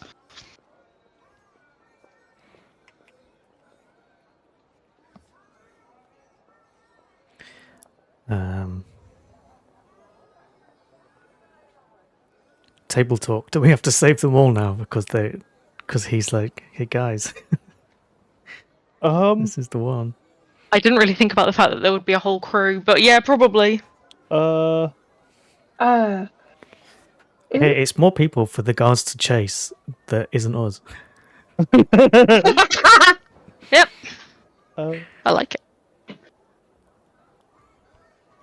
I was just having another look at Path Without Trace, because obviously we don't need the locate object anymore, and I still have one more spell slot for that level. Oh, yeah. It does say each creature you choose within 30 feet of you. So I could get everyone. But if one of them fucks up, they're fucked. That's not our problem. Yeah, it doesn't give a quantified limit. Nice.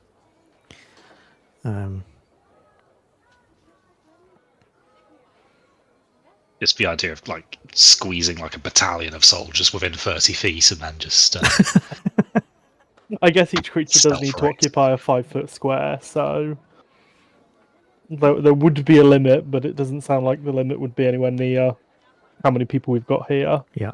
'Cause it's what, 4 of them? Yeah. yeah, so the four prisoners, Zhang included.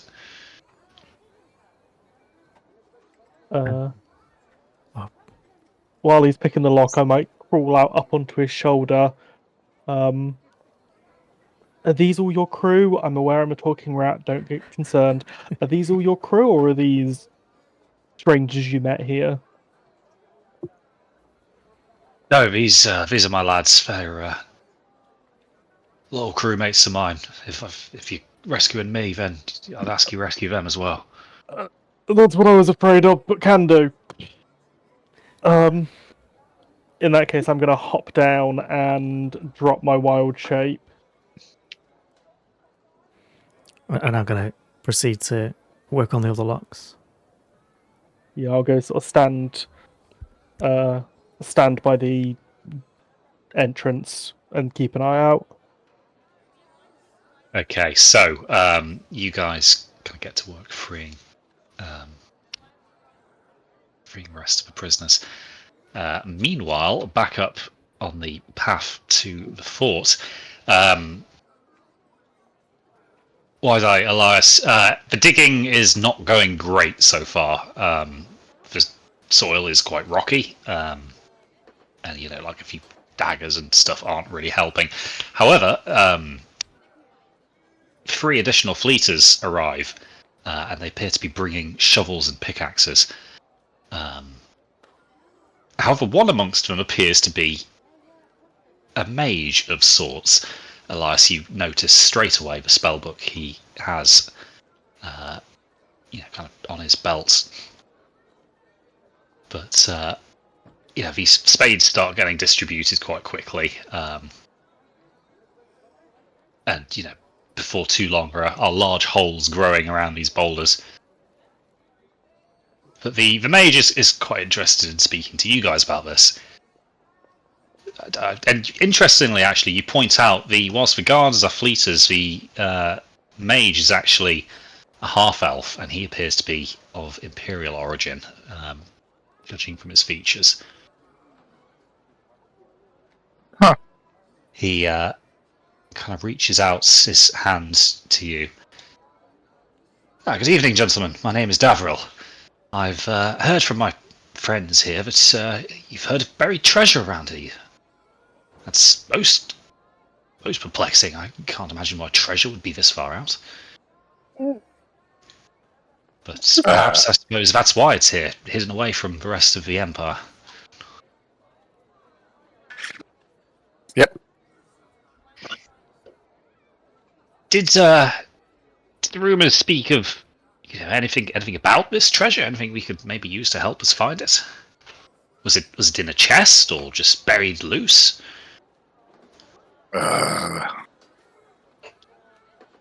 White Dad's gonna pipe up. Doing his little drunk routine again, and it's like, oh, you see, we were in the tavern, and we were drinking with this guy, right? And he was like, "Hey, how much have you got on you?" And I was like, "I got a couple of gold coins left." And it was like, "Okay, how about this? If you give me those gold coins so I can buy some drinks now, I'll tell you where there's some buried treasure." And I gave him the last of my money, and he said, "If you come up this path," and he told us to go all the way up here, up on this path, and he said, you'll find a big boulder, and the buried treasure's there. What he said. The mage looks at you two for a moment, and then, in fact, actually, I'm going to roll it because that could be quite funny. Okay, yep. Oh my fucking god! Idiots and It's the monsters here. ones. Great minds He think is- alike, but fools seldom differ. So, Davriel is an educated man. However, his greed is clearly blinding him to that at this moment in time. The allure of treasure clearly is no stranger in the hearts of the magically inclined as much as it is the common folk. So he kind of listens to this story. Right, up this path, you say. Well, let me see, I could use locate objects. What could I do? Gold? Wow, that's a bit too generic. It'd probably just point us to our own coin purses. Let me think.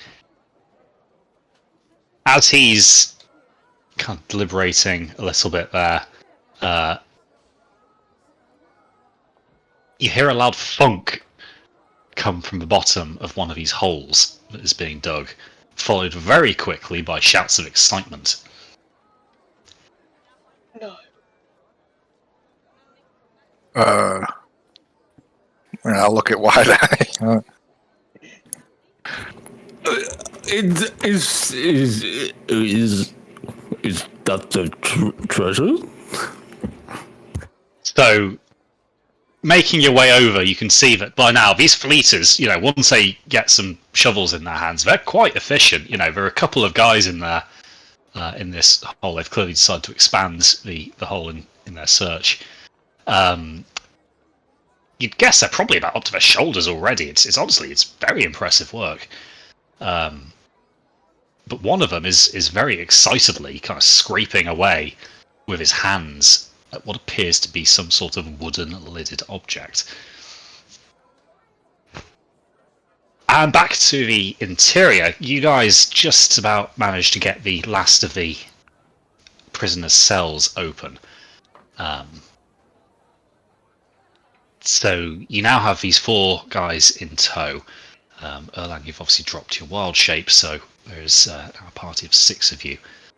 Now you know obviously that some of the guards might have disappeared a little bit, but the fort is still very much manned. So obviously the way you came in is not without its risks. Yeah, I'm gonna get everyone to gather up and once again cast Pass Without Trace on the 6 of us. That's Okay. my last 2nd level spell slot. I will announce as such as well.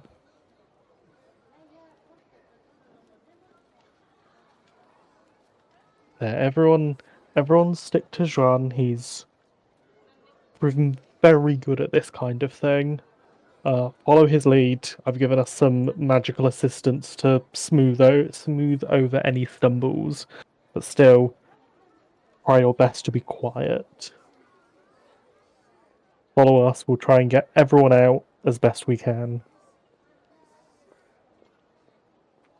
Right, you get a few nods in, kind of understanding. Obviously, these guys are aware that you somehow managed to get into the fort, so they're going to take your word that you know what you're doing here. So, heading back towards the spiral staircase, again, you see nobody in the lower levels of this fort, so you make your way back up to this office room, and then there is... Well, actually, do you? That's true, I suppose. That is obviously the way you came in, but it doesn't necessarily have to be the way you go out.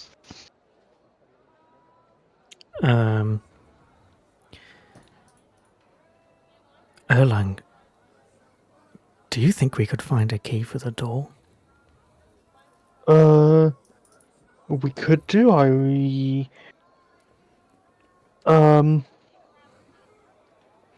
Perhaps where those beds were. Possibly, if there's guards, though I would assume the guards would have them on their person. Assuming they are competent guards.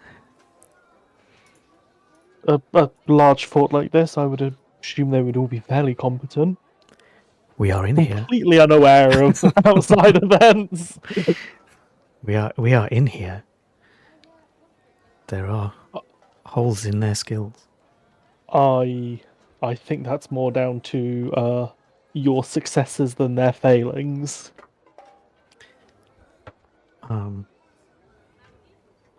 I think it's worth a look.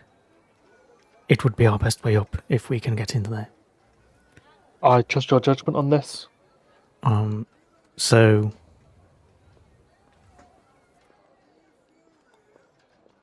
if you can look around down here, I will check upstairs. Did you want to take some of the prisoners with you? I'll take one with me, but in case there's anyone up there, we want to be as low-key as possible. Erlang will turn Low-key. to the Erlang will turn to the 4 prisoners. Which one of you men would say you are the sneakiest, lightest on your feet? So a kind of halfling pipes up. Well, I'm usually the one who goes up into the crow's nest, so I'd sound pretty nimble. And then you follow him upstairs. The rest of you stay with me. We're looking for a key of some sort. It will make our escape A fairly large key. a fairly large key, much easier. Yeah, so I'm heading up to the main room upstairs, the sort of administrative area, to see if the key may be in a desk or something there. Maybe there's a main desk. Okay, so you take this halfling with you and start to, kind of have a little search. Obviously, careful not to cause too much noise as you rifle through things. So there are clearly quite a few kind of tomes up here, but they're written in the Fleecer's language. It makes no real sense to you. But that's not really what you're after. But after a couple of minutes, you manage to kind of jimmy open a kind of a cabinet, and sure enough, there appears to be a large, kind of series of keys, far larger than would be suitable for most doors. Right. Let's get back to the others. I'll pick them up. I pick them up, not that there's any guards immediately visible, but rather than... I'm assuming they're, connected by a key ring, or a large one. Yes, yeah, quite a size. Yeah. So rather than picking up the key ring, I pick up the keys themselves so they don't make so much noise. And Okay. then we head back downstairs. So you return to the rest of them. Erlang, Obviously, keys in hand. I think we might have it. Oh, well done. So yeah, we'll head straight to the door and start trying keys that we have. Okay, so you try the keys, and it's not too long before you find the one that is obviously made for this door, and the lock opens with a louder clack than you would like, as the sizable kind of retaining bolt slides home, but it appears that this bit of fort appears to be deserted at this time. Again, the readiness levels at this fort, clearly they were not expecting any trouble. But you find yourselves in the room you'd initially kind of slid down to, and sure enough, the kind of a hatch is still open at the top of this kind of pulley system. I will climb up and lift you up on this pulley, on this lift. While I go, have a quick look around and grab yourself something heavy, in case you need to protect yourself. Okay. And yeah, I'll climb up the pulley system again. Okay, So, back out at sea, Yinfu, you've noticed that a small rowboat has kind of been lowered from this fleeter vessel and appears to be rowing its way over towards you guys. Lee May, Operation Nothing Suspicious. Operation Nothing Suspicious. In Lee fact, May- Lee May Yinfu sends it- immediately is going to strip. Okay, So so not Yinfu. completely naked, but largely naked. Okay, so Yinfu, you strip largely but not entirely naked as this this rowboat kind of closes the distance between you. And also, I try and do so out of sight of the rowboat, so they don't just like spontaneously see her like dropping trow or whatever. I don't even know if she wears trousers. She's a goat. I haven't really come up yet, but okay, yeah. So you kind of do that as out of sight as you try as you can be. Obviously now at anchor, it's not too long before they are within kind of hailing distance of you, and you can kind of see there's clearly about half a dozen sailors manning the oars, and then a much more sharply dressed individual, kind of sat at the back, who calls over to you. What are you doing out here so late?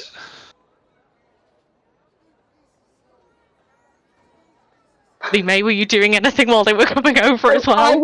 I was what before I didn't get to like say anything. Before I was like settled down. I was like watching Yinfu kind of like looks like and like a bit her drink in her hand as usual, as if lazily watching her. And then I'm just gonna shout to the sailors. Romantic activities! Mind your own business. I'm gonna make Okay. a big show of like being in view and being like pretty naked, and then diving for the blanket that I brought up and making like a lot of like disgruntled goat noises. So this display, quite rightfully, is not probably what the officer was expecting to hear. And Lee May, obviously, you seem so just confident in your response to this. And then obviously this is backed up by Yinfu, trying to find that blanket and protect that modicum of modesty. He doesn't really know what to make of this at first, and like a couple of the sailors who are rowing have kind of turned around to get a better look of this this scene unfolding.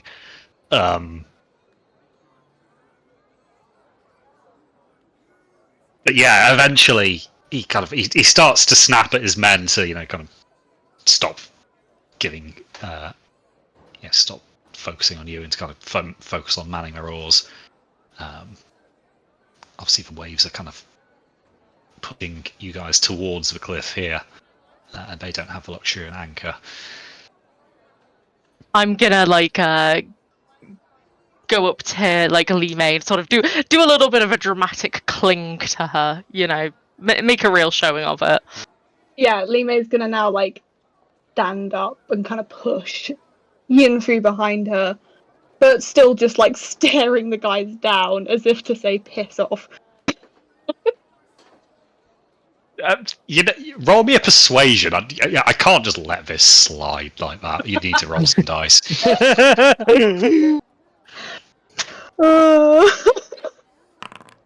Shit. Does she get advantage because she's naked? Yeah. Lee May isn't naked, Oh, and Yinfu has grabbed a blanket. Shit. She dropped the blanket again. Can I have a bardic inspiration? Oh yeah. I'm gonna try and subtly give bardic inspiration. What is it? I think it's a D6 at the moment. Hold on. D8. Oh, okay. Hopefully. Just one. I think you can only use Oh, one at a time. yes! Yes, nice. That's a 17.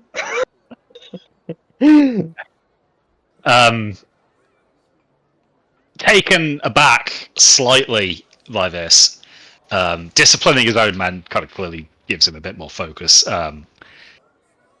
Is it just the two of you on your vessel? I hope so. Yes. He shakes his head there. Well, you should know that, as per the rules of the sea, there should be one competent officer at any time manning the helm.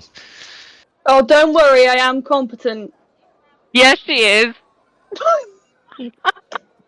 He stutters a little bit after that, and then tries to maintain his composure and, kind of authority. Be that as it may, if you are distracted like that, you pose a risk to navigation.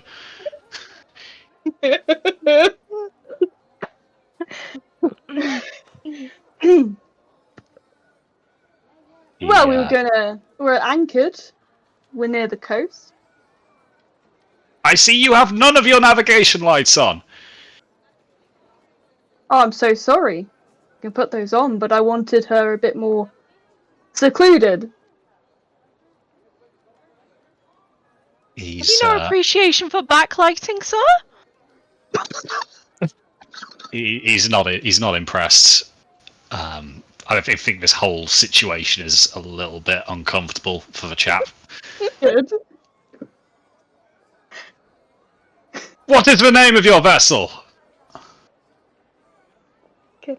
Siren's Call. He makes a quick note of that. Oh, fuck. I will be certain to lodge this complaint with the harbour master. Okay, can you leave us alone now? He kind of gestures to your masthead. Not until you've put sufficient lighting up there so that I'm satisfied you are not at hazard.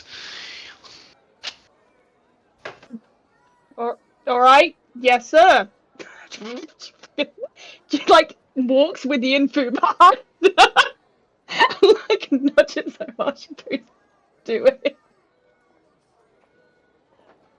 I'll follow the nudge. Okay, so you kind of shuffle your way over and then light a small lantern, Lee May. It takes a bit of shimmying to kind of get up to where this needs to be, mounted on the mast. But you do after a little bit of effort. As you kind of make your way down, the officer, again, he's not particularly happy about how this evening has unfolded. You can see a lot of his sailors are kind of grinning ear to ear. Again, it's not helped by the fact that Yinfu is still kind of only clad in this blanket. And then he kind of makes a once over of the vessel. That will do. Don't let me catch you out here again. Oh, you won't.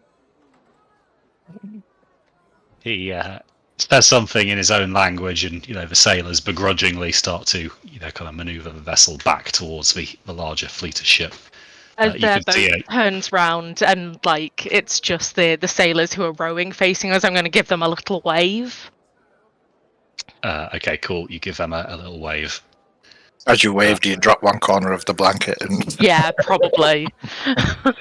Cheers erupt from the rowboat. Obviously, the officer is facing the other way as he's looking back, and so he's a bit confused by this. The kind of oars stop and lose all sorts of rhythm. He turns around and kind of just about sees you just taking this towel back up again. He's furious, but there's not really much he can do at this point. It's not technically a crime to be naked on board a vessel. it's just frowned upon in the Fleet of Fog. Although you feel No like nudity in the fleet. he's probably going to be writing a letter to an admiral somewhere asking them to strictly make it a rule to not be naked. Oh fucking hell! But as Lee May knows, it's not gay if you're underway. So,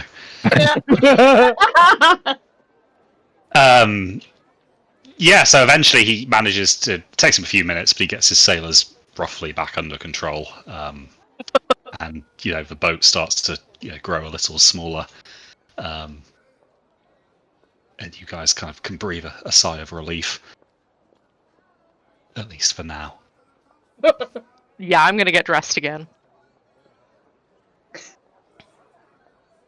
Okay. After swiftly high-fiving Lee May.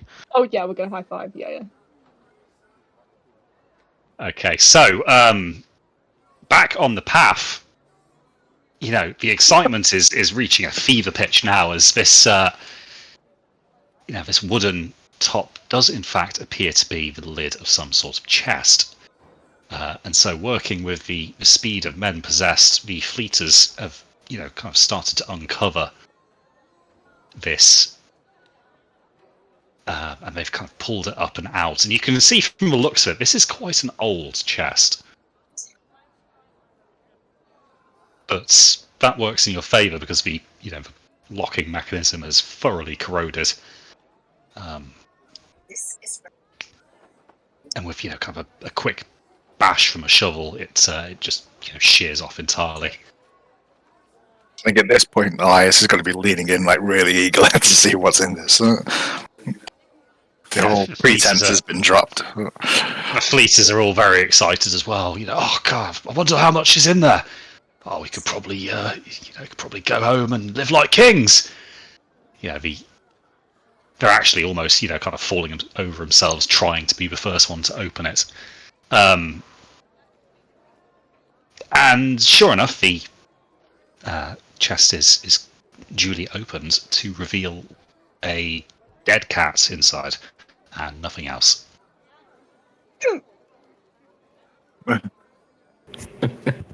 My dad's gonna be like,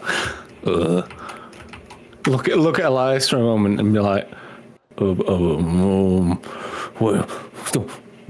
the fuck is this? It's a sentiment which is echoed by the gathered fleeters. Oh, you dumb bastards! This isn't treasure. It's somebody's fucking pet. The spades are kind of cast aside in, a dismayed. It's clear that everybody here was, they clearly got their hopes up when they'd found this box. But Davarokar looks at it and he shakes his head a little bit. Well, that's a shame. I almost thought we'd found something interesting then. Yeah. He kind of looks at you guys and kind of gives you a shrug as if to say, such is life. But then he starts to quickly round up the fleeters. All right, lads, you've had your fun. Come on, back to the fort. And so, with much grumbling and, a couple of kicks of the chest, they start making their way back up towards the fort, leaving you two alone with this box and the dead cat. Well, that went better than I expected. Yeah. It was,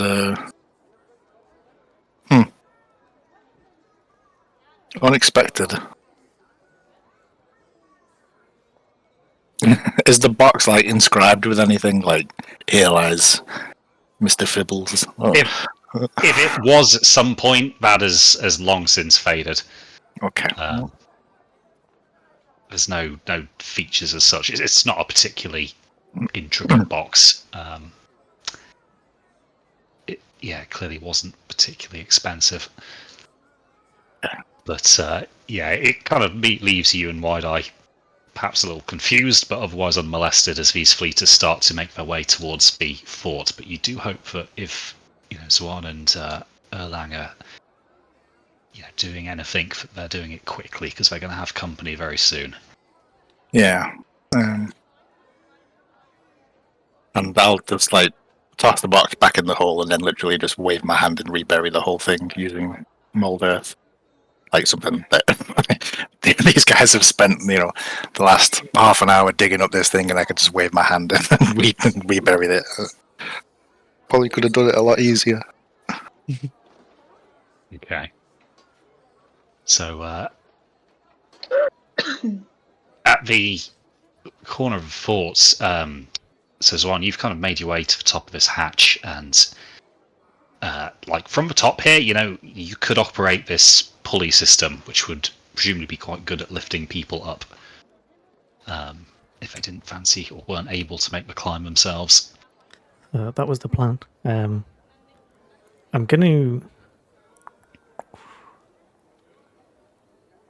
I'm not going to say shout down, but I'll say loud enough for those to hear down the hatch. Okay, one of you stand on the platform. Ideally, one of the lighter ones, please. Okay, so this halfling kind of steps forward. He kind of puts his weight on this platform and kind of gives you a nod from the bottom. And I attempt to use the pulley, pull him up. Sure. So you do this, and the mechanism is clearly new. It's not stiff at all, and it doesn't make more noise than it really needs to. So you manage. It takes about 20 seconds, but you get him up to the top there, and he kind of hops off onto the stone next to you, and kind of keeps a low profile, which obviously isn't hard for a halfling. Great. So I'll lower it down. Ready for the next person. I'm probably the next lightest. Yeah. Okay, so Erlang, you make your way up. Again, likewise, no problems. And then the pulley goes back down again. Whilst one's doing this, Erlang, you can kind of hear, voices down in the courtyard. You can see like a group of fleeters have entered the fort. Looking down, there's probably about maybe 10 or so of them now in the courtyard there, all appearing to be discussing something. Again, it's in their tongue, so you can't really make it out. But it seems that they're all a bit pissed off about something. We're going to want to be quick. Yeah.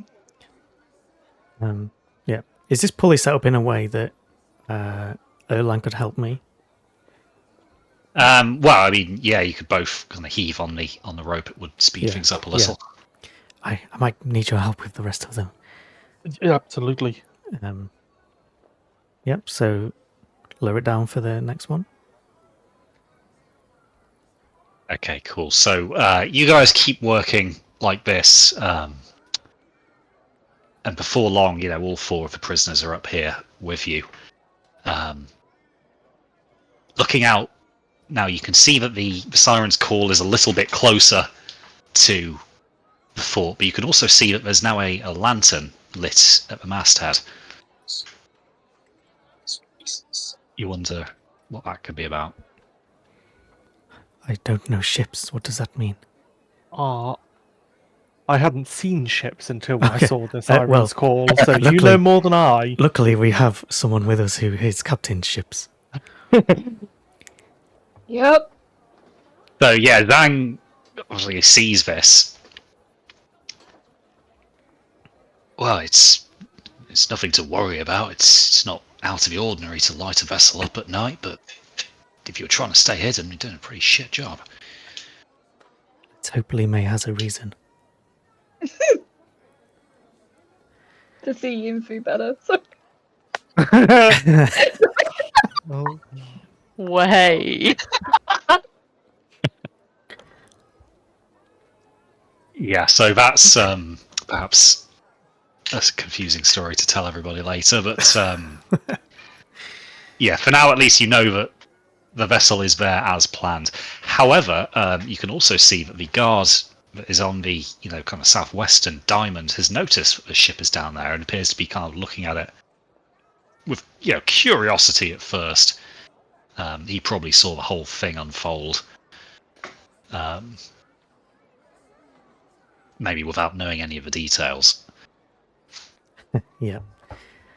But he's probably now aware of the siren's call, even though having seen obviously this rowboat from a fleet of vessel approach it, he probably knows that that's been dealt with as far as he's concerned. Mm-hmm. Well, it appears. But yes, he does appear to be looking that way. It appears we're not the only one who knows the ship is there. We might have to be fairly quick with the rest of what we do.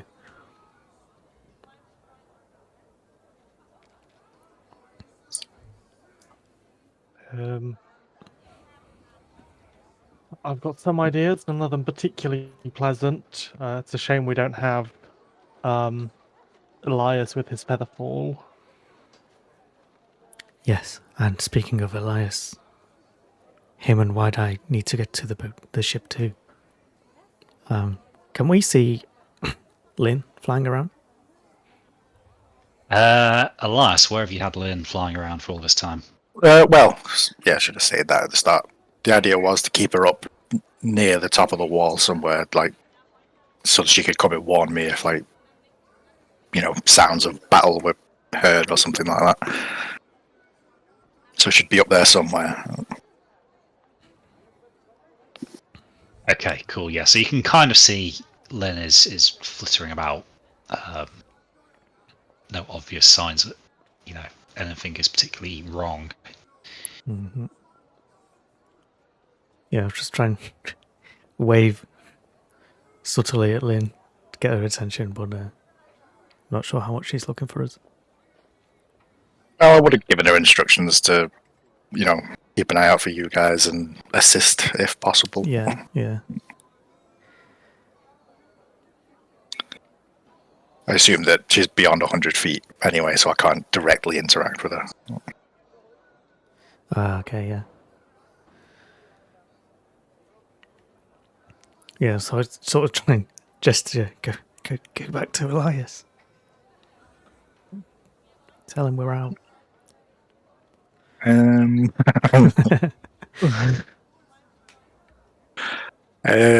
know if she'd take... the average would that be like... I mean, you would be able to see, because obviously you've got the top-down view and you know roughly what you're looking for. You can kind of see that, there's a group, huddled down on this this tower at the top, two of which are obviously familiar to you. So I think you'd see that would be... you'd see that through Lynn's eyes, definitely. Okay, yeah. Well, no, I mean... Well, okay. Because I can't see through Lynn's eyes unless I'm within 100 feet.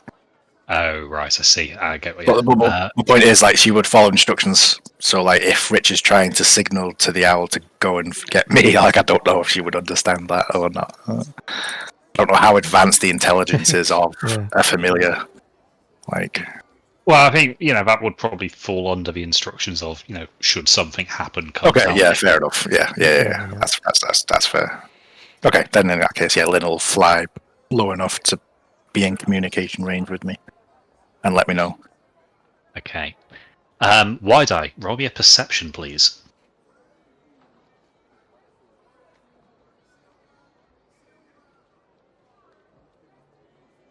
I like the sounds of this. 1 sec. Ship is being moved.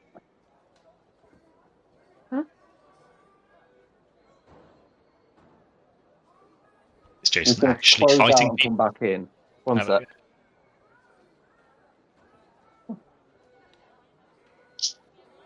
Where is it? The realm. There we go.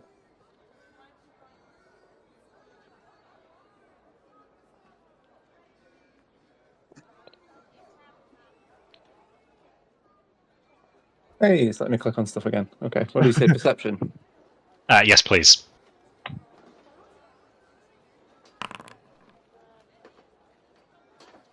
Wide-Eye, it's ever so faint, but you swear you just heard a meow.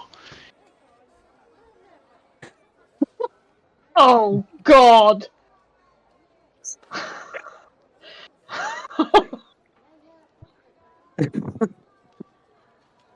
He's just gonna turn to Elias and be like, did you hear anything then? What?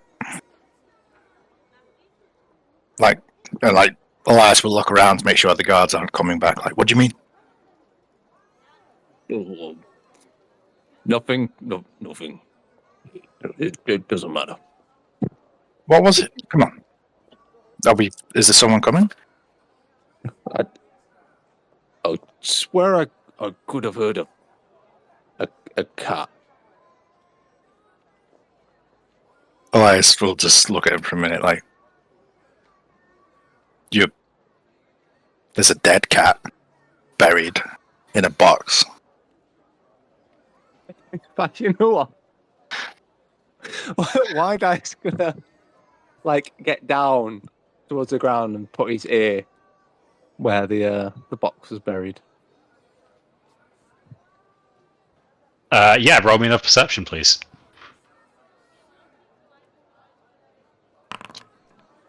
Yeah, you definitely heard a meow. Oh no. It's Did you hear that one? Did I? Faintly, whether it's because you actually heard it or you're now imagining things because Wide-Eye's suggesting to you that you should, who knows? You're trying to tell me that cat is alive? Actually, thinking about it, what kind of condition was the cat in? Well, it wasn't decomposed, but it was dead. But that box had been in there for a long time. Hmm. Oh, it's a demon. Elias, get the box back out.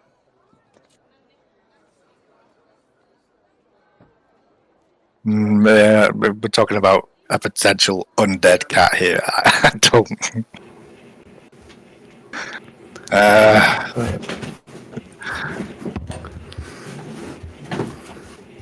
Well. Right, Elias will quickly, bear in mind that Lynn's just pointed out that, Swan and Erlang were up at the top ready to come down, and time is of the essence. He's just going to quickly wave his hand, mold earth, and dig the crate back up again. Okay, cool. So you, kind of re-exhumate this cat's coffin, and then kind of open that up.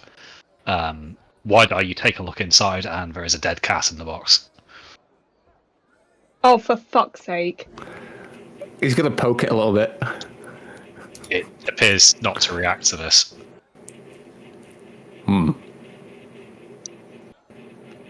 But you definitely heard that meow. No? But... can I examine the cat? Yes, roll me an investigation, please. Okay, the cat is dead. It is cold to the touch. It has no pulse. It doesn't appear to be particularly mobile. In fact, it's quite stiff.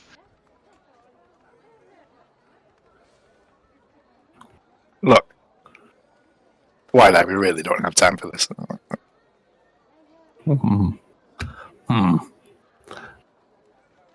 Okay. Well, I was gonna shut the box and just step away for a moment. Okay, you shut the box and step away for a moment.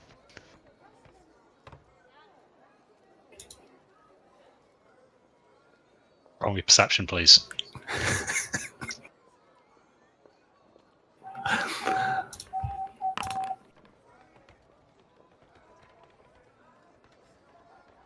The box meows.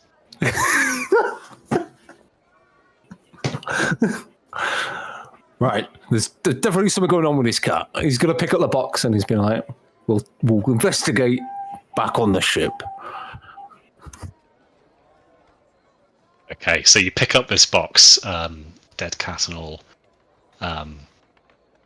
And as you kind of start to move, the box shakes, quite violently, and you get quite an angry kind of thing coming from the inside.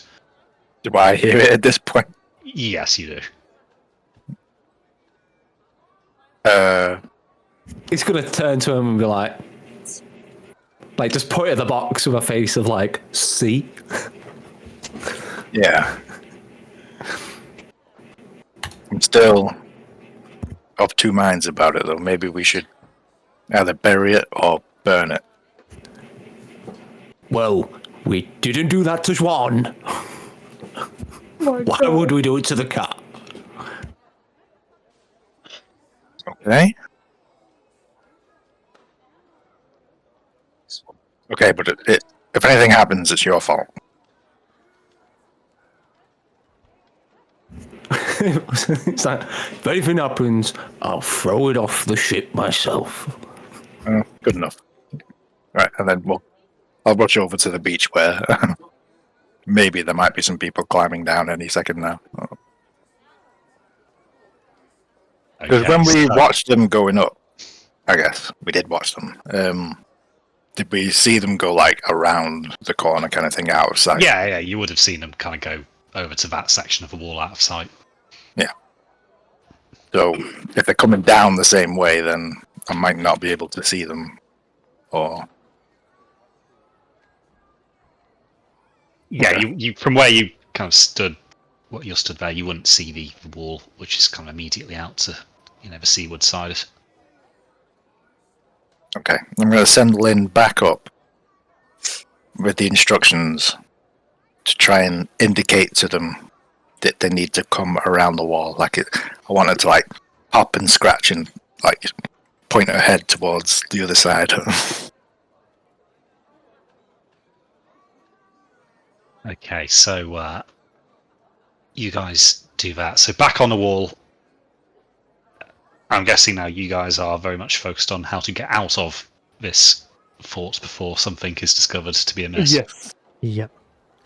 I've either got spells or I've got 50 feet of rope in my backpack that we could make a section of, tie to something stable up here. Or we steal the rope from the pulley. Or there might just be spare rope lying about. But either way, yeah, I think we use some rope to climb down as much as we can, and then. Okay, so 50 feet of rope would leave you with kind of like a 10-foot drop at the bottom, which obviously into the sea isn't, the end of the world, really. Yeah. But yeah, you'd need to obviously secure that. Thankfully, the crenellations on the wall here are going to be sturdy enough for that. No problem at all there. Is there any other rope around that we can use instead or in addition to get us down into the sea? None immediately obvious. Obviously, there is that in the pulley system, but that would have to be either cut away or dismantled somehow.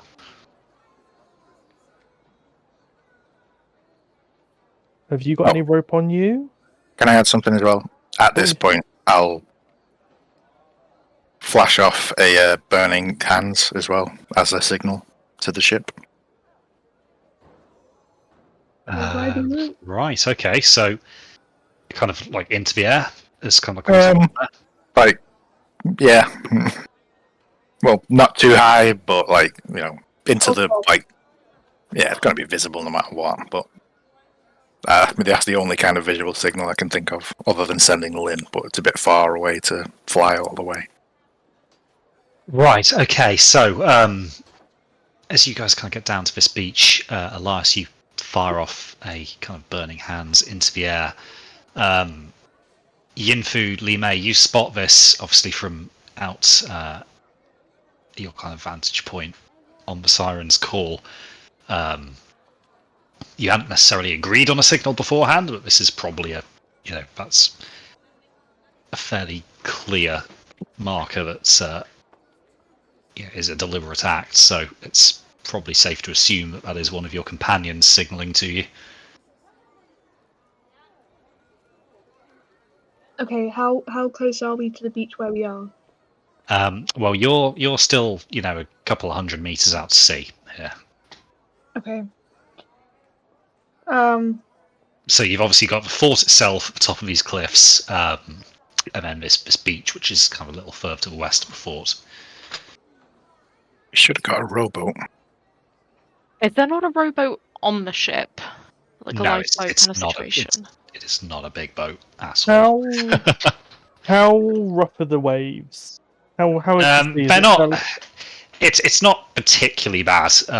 It's a little bit choppy, but you're talking wave height of like maybe 30 centimeters. It's not a rough sea. Okay. However, obviously at the base of the cliffs where the water's slamming against the rocks, it's a bit worse. But obviously you don't know anything about the actual currents or any riptides or anything. But that's what you can see from your position up at the top there. Okay. I've got an idea. Schwan, unless you have any more rope or there's anything else easily accessible like that, I can rope 50 feet down. I can also cast water walking on everyone here. So we climb down, drop down the last 10 feet, run out to that boat there, and I'll point out and gesture to the group. That there is Li Mei's ship and safety. Unless anyone has any better ideas, I think. Like the sound of it, we don't have time for more ideas. Let's just do it. In that case, give me a hand with this rope and make sure we tie the knots tightly. Yep. Perhaps Shang could help. He must know his way, Yep, way so- around. Yeah, yeah. Sure you guys enough, should know that knot. the sailors are somewhat better versed than yourselves in knots, and Zhang takes very little time to kind of secure this to the top here. So Erlang, you kind of cast this water walking on everybody there, and then you guys start to There you go. kind of scale down this wall. It's not concentration either, so we still have Pass Without Trace active as well. Which is going to be important because I'm going to get you to roll stealth. Because whilst this has been going on, it seems that obviously Li Mei, Yinfu, you weren't the only people to notice this burning hands. If you'll remember, there was a guard who was kind of looking out now that he's aware that the siren's call is there. And from his vantage point, he can kind of see the sea, but also the beach. So he sees that. And you can start to hear, voices, a raised voice calling out through the rest of the fort. Now, he obviously doesn't know that you guys are on the battlements at the other side of the fort with him, but he's kind of calling out to the people down below. And so they're making their way up from the centre to this kind of southwestern kind of diamond there, overlooking the sea, while you guys are kind of scaling down this southeastern one. So I'm going to need a stealth roll from both of you, and then I'm going to roll 4 stealths as well.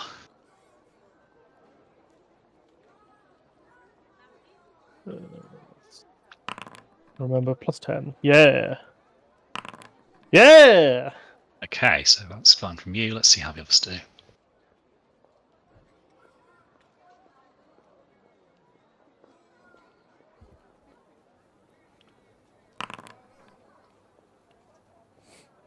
Okay, first one's all right.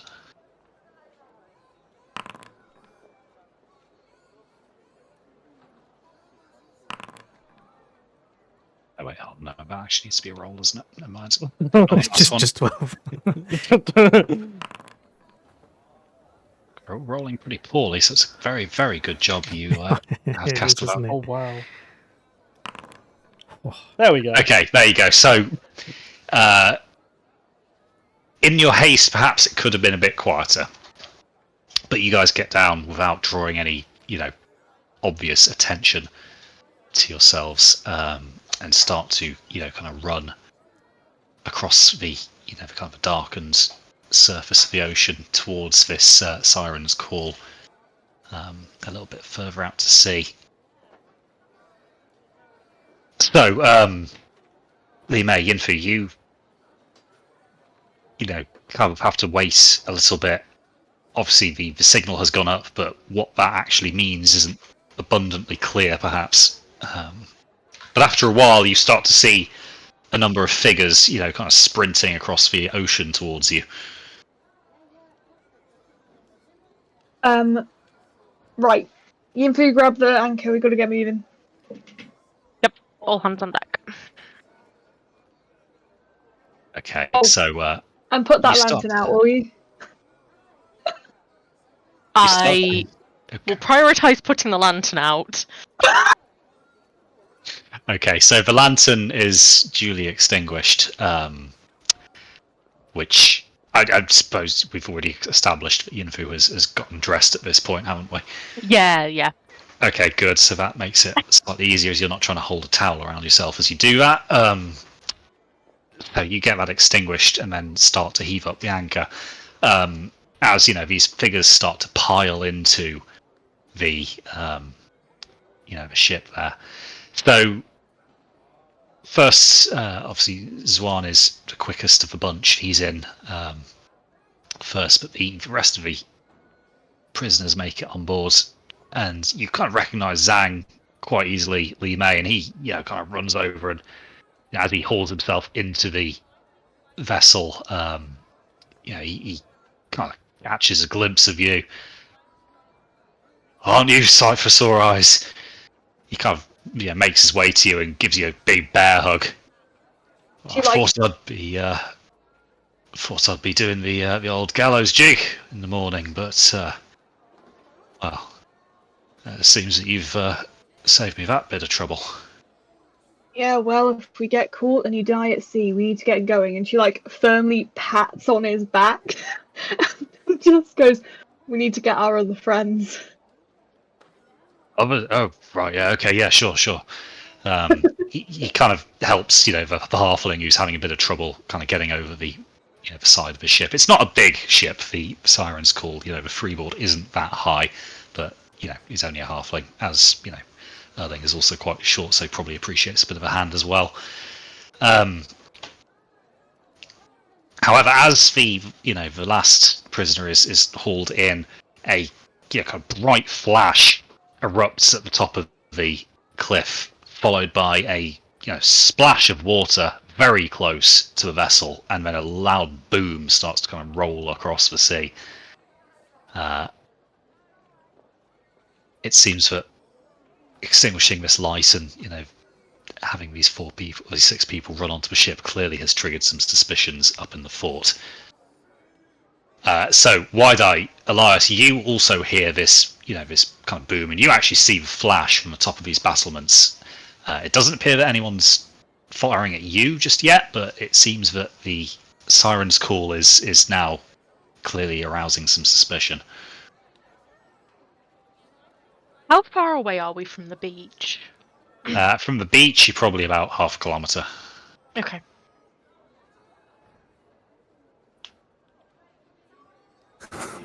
Wiley's going to be like, should we move? Looking around, is there somewhere that's we can get to on land that's closer to the ship? I mean, the beach is as close to the sea as you can get. Really, it's obviously then getting from the beach. If I look up at the fort, do I see where that shot came from? So you can see there appears to be some sort of kind of smoke clouds drifting in the breeze slightly westward from this kind of a diagonal wall facing out to sea on that southwest corner. And as you look, a second flash appears, followed by a boom. How far up is it? Well, the wall itself is 20 feet off the ground, and then the ground is elevated probably about 40 foot from the sea. Oh, okay. 40 feet. Within 150 feet, would you say? Probably not from where you stood at the minute. With what, sorry? Probably not from where you stood at the minute. You're a little further down the path from that. Yinfu, you kind of hear a whiz as something passes very rapidly about, maybe a meter or two above your head, and then kind of splashes into the sea behind you. We need to get moving, otherwise we are going to get hit. They're getting closer and closer to hitting us. We're gonna go towards. Should we go towards the beach? Or shall we pass them by? Go towards the beach. We're gonna go towards the beach then. Okay, so the anchor is away and the sails are rapidly unfurled. Obviously, now you have the benefit of 4 actual sailors on board to assist. So you're able to handle the siren's call, a lot more deftly than just with the 2 of you. And as kind of previously mentioned, there is a sea breeze, so you do have at least some wind to work with. But obviously, whilst under fire, it is painfully slow to, kind of try and tack your way towards this beach. But Elias and Wide-Eye, after a while, you see the sail kind of come around the headlands, which was previously obscured by the fort. Obviously, the navigation light's been put out since then, but you can see it's the siren's call. I think we should start wading out towards it. Okay, so you guys start wading out towards that. Another cannonball kind of whizzes past, and it punches a hole in one of the sails, but doesn't do any more damage from that before splashing into the ocean behind you. So, Elias, Wide-Eye, you guys start to wade out into the ocean. Wide-Eye, again, to more protests from the occupant of your newly acquired box. Makes a nice floaty, though. With the route we're going, Crispy, are we going to get within 150 feet of the fort? Well, if you want to swing in very close to the beach, which... No. Are we currently sailing quicker than Erlang can run? Well, Erlen can run, 30 feet? Is it movement speed, or is it 25 as a halfling? No, sorry. 30. 30. You want some long strider on that? There's probably not much in it. In fact, you're probably a little bit faster, because it's not the strongest of winds. I mean, yeah, if you're offering long strider, that would make a big difference. Yeah, I'll cast long strider on Erlang. I'm gonna go and get them. Erlang's gonna hop out the boat and run, sprint back towards the coast, towards the beach where you can see them. Okay, cool. So, you can kind of see these 2, silhouettes wading out from the beach. So you kind of set off at a sprint. Obviously, with this long strider spell, you go a bit faster than you'd usually go. It's a strange sensation, Erlang. I imagine this is probably the first time you've ever used this spell in earnest, really. Obviously, trial run doing it on the actual sea is probably a bit daunting, but it works, and you move quite quickly as you leave the ship behind you. It obviously frees up Lee May to kind of keep it in safer waters without risking running aground or hitting one of these submerged rocks. He's dashing every round as well. If that wasn't clear, he is gunning it for these 2. Yep, cool. So it's, as I said, it's about half a kilometre, so it does take you a while to get there. In the meantime, a couple more shots are fired towards... Okay, so a cannonball, smashes into the bow of the siren's call. It hits above the waterline. The only damage it really does is kind of take out the kind of the front port side railing, but it's clear that the gunners in the fort are starting to, kind of get their firing solution on you. But Erlang, you eventually kind of reach, within shouting distance of the other 2, who are, by now probably at the point where it's less wading and more swimming. I'm waiting till I get within 30 feet of them, shall we say? Okay. So you guys see Erlang, kind of sprinting towards you across the wave tops, which is a bit of a weird sight to see, but they're quite a welcome order too, I'd imagine.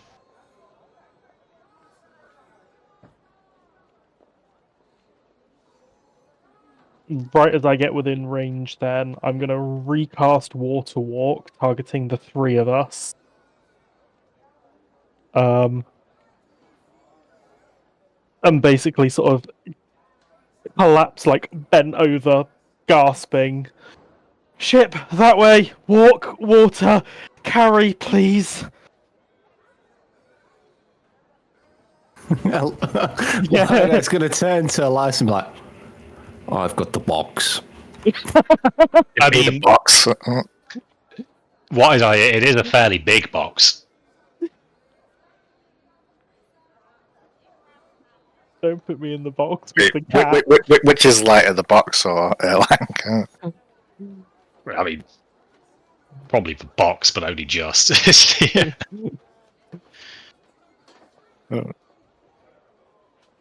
Drop the fucking box. Oh, if Lee May was there now. Fuck. I can try and carry Please, the box. But firing on ship.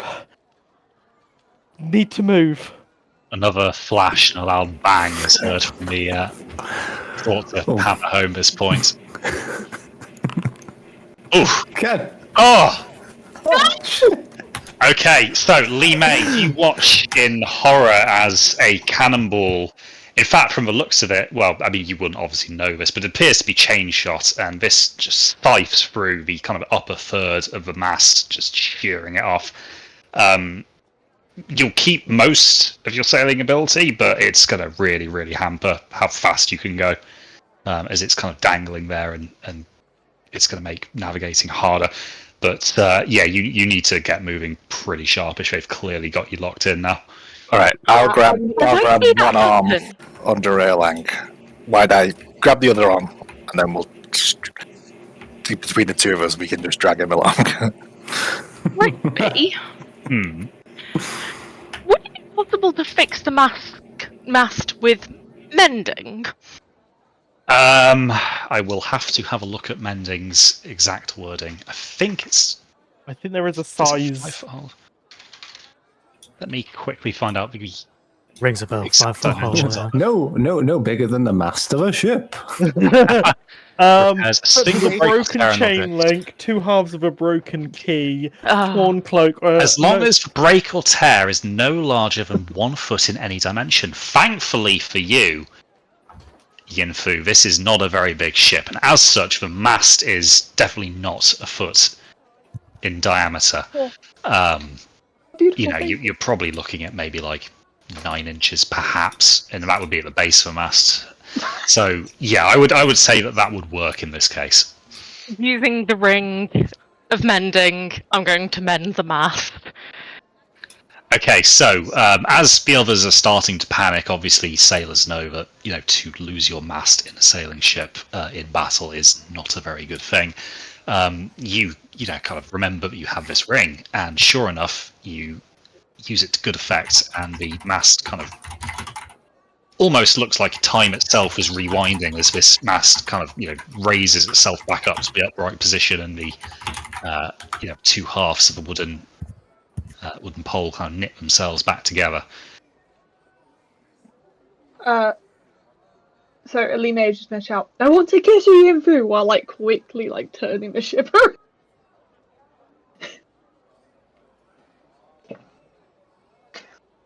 Obviously, she's very great. Save it for later.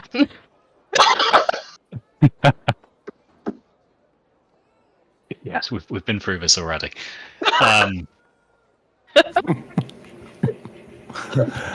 So that's that comes in very handy, Yinfu. But you've only got one of those in you until for a while now. So it's going to be in your best interest to start putting some distance between you and the fort. Yeah, I've started going. I've started getting to this now because I know that they're running over. Okay, so the three of you can see that this, the ship is starting to move. You're still going ever so slightly faster than the ship, but as it starts to turn away from the shoreline, the distance you're covering and the distance it's putting between you is going to mean that you're not really gaining on it very quickly. Why die? Oh wait, what does it? Wait, let me double check. Another loud bang and a flash. If I can remember correctly, does it do what I think it does? You guys on the ship. Advantage on strength, yeah. You guys on the ship watch as a cannonball just scythes through one of these unfortunate prisoners. Oh shit. Wide Eye is going to rage. Like in terms of like thematically, it's going to be like adrenaline is just absolutely surging through him. Like all his muscles are just like going at 110%, and he's literally going to very quickly just grab Erlang, throw him on top of the box while he's like clutching into him, and then start sprinting because Wide Eye has a 40-foot movement speed. Okay, cool. So Wide Eye, you just turn everything up to 11.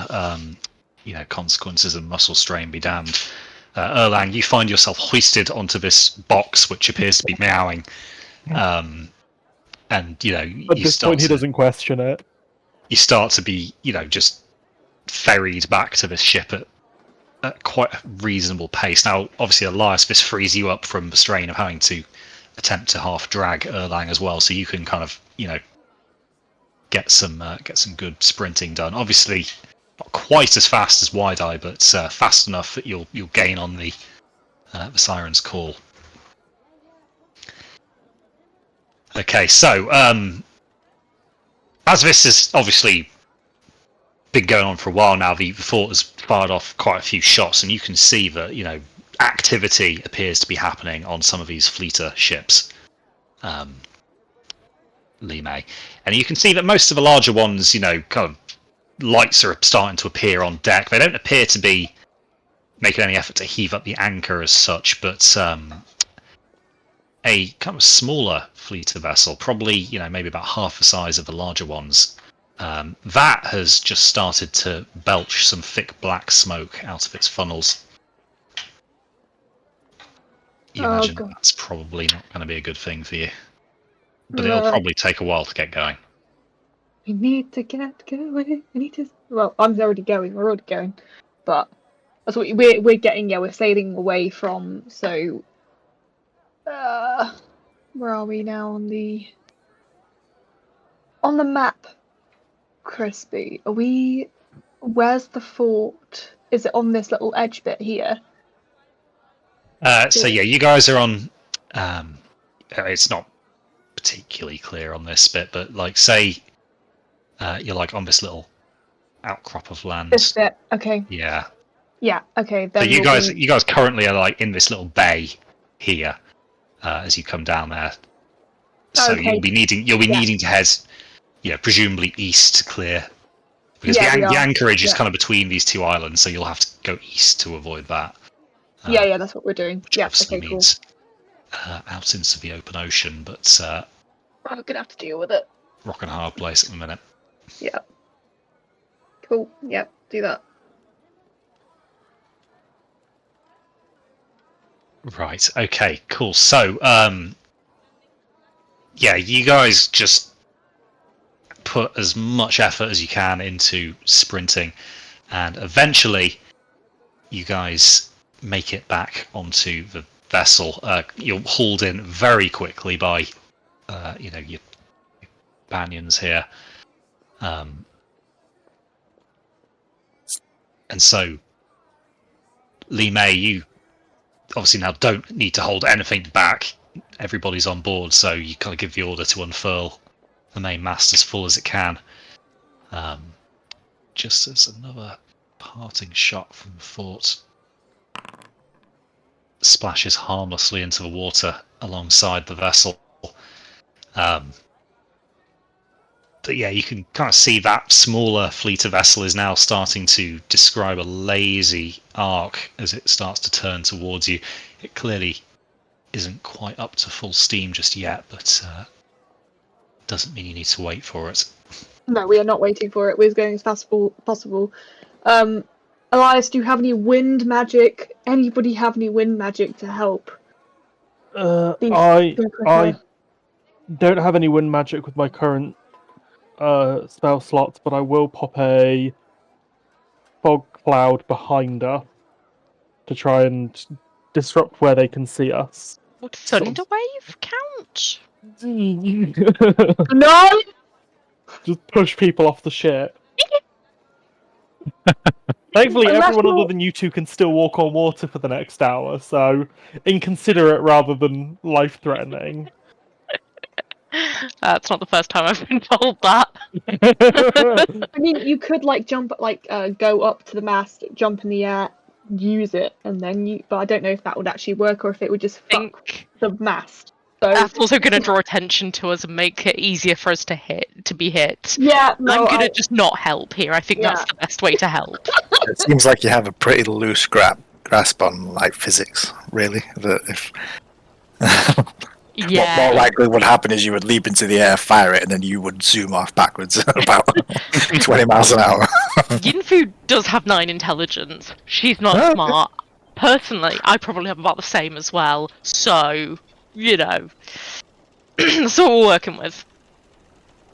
I think the fog cloud might be enough, maybe, hopefully. You're trying to wade off the fleet of fog with some fog. Yeah. If it works, it works. Sorry, if it works, it works.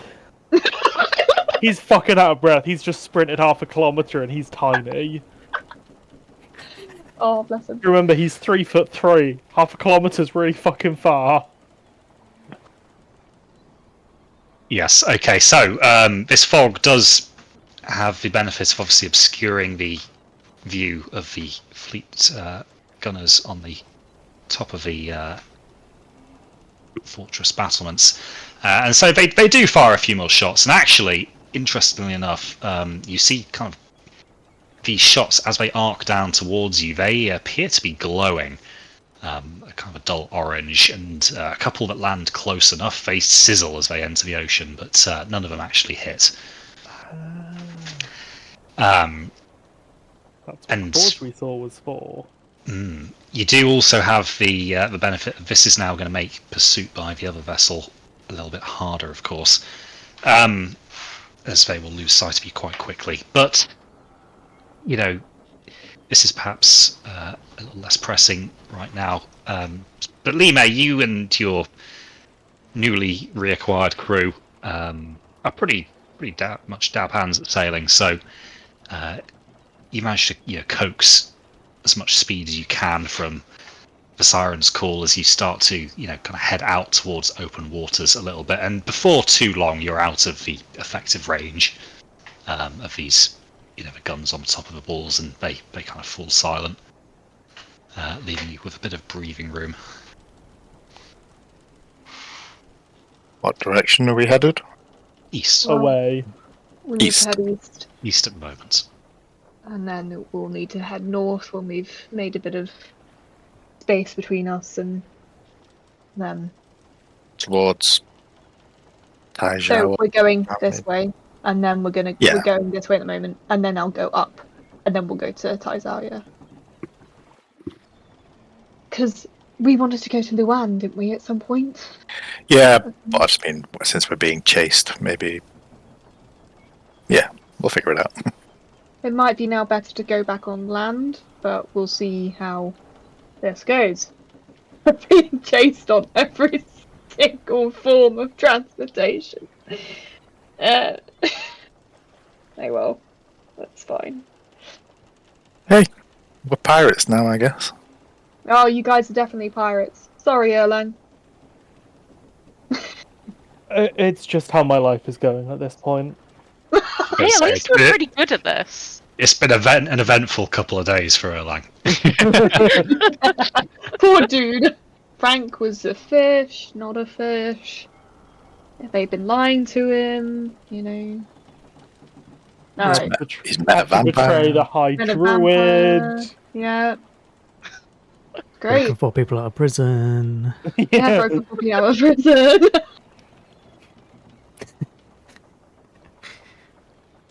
Oh god. Yeah, I'm gonna say we keep going as quick as we can until we made headway, and then we'll slowly go north. But at the moment we're getting out as much as we can and then go up. I think Okay, cool. So you head east for the time being. Yeah.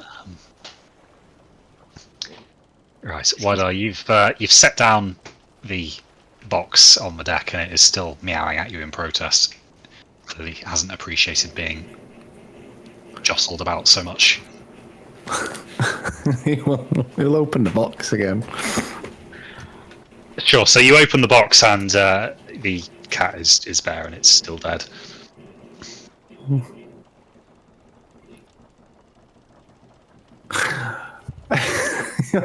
my god, Wide-Eye, why did you bring a dead cat? It's not dead. It is dead. It looks He's pretty gonna dead. turn to Elias and be like, you heard it. Look at it. It's dead. He's gonna close the box again. He's just gonna be like, wait for it.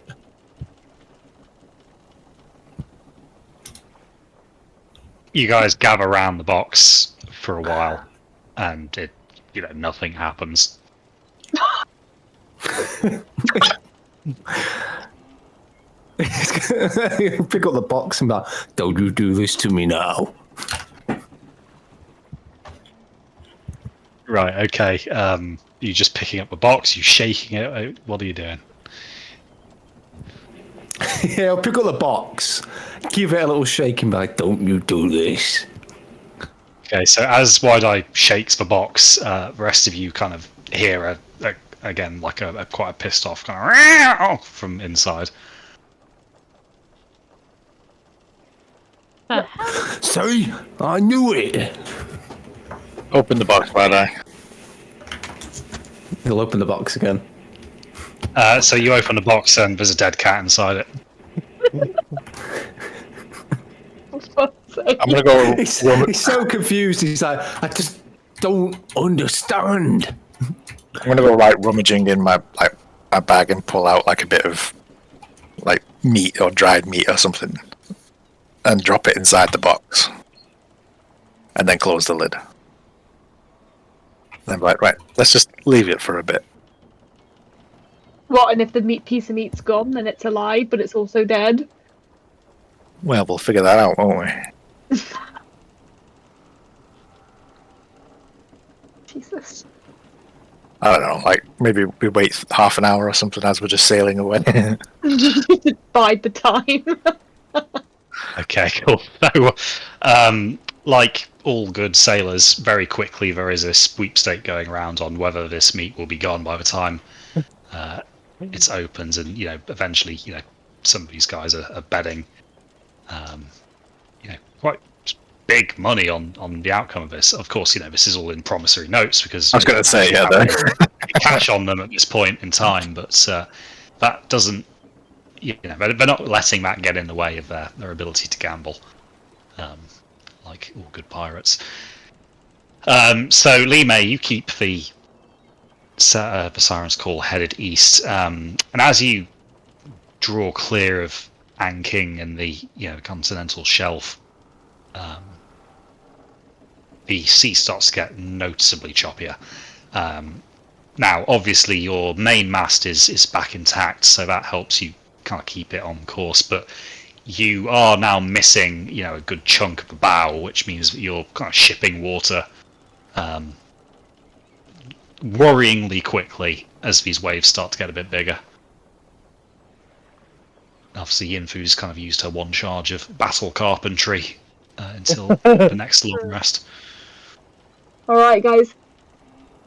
Whoever has hands, please grab a bucket and start just getting this water out here because we need to try and keep this under control until you can get us.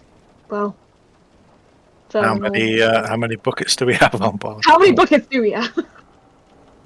I mean, Wide-Eye's probably got pretty big hands. I think they count as buckets. Yeah. No, true. I have a mage hand like that can scoop some water. Get a lot of Don't think that's You could get a lot of water in a large wooden box. Yeah. So you have 2 purpose-built buckets.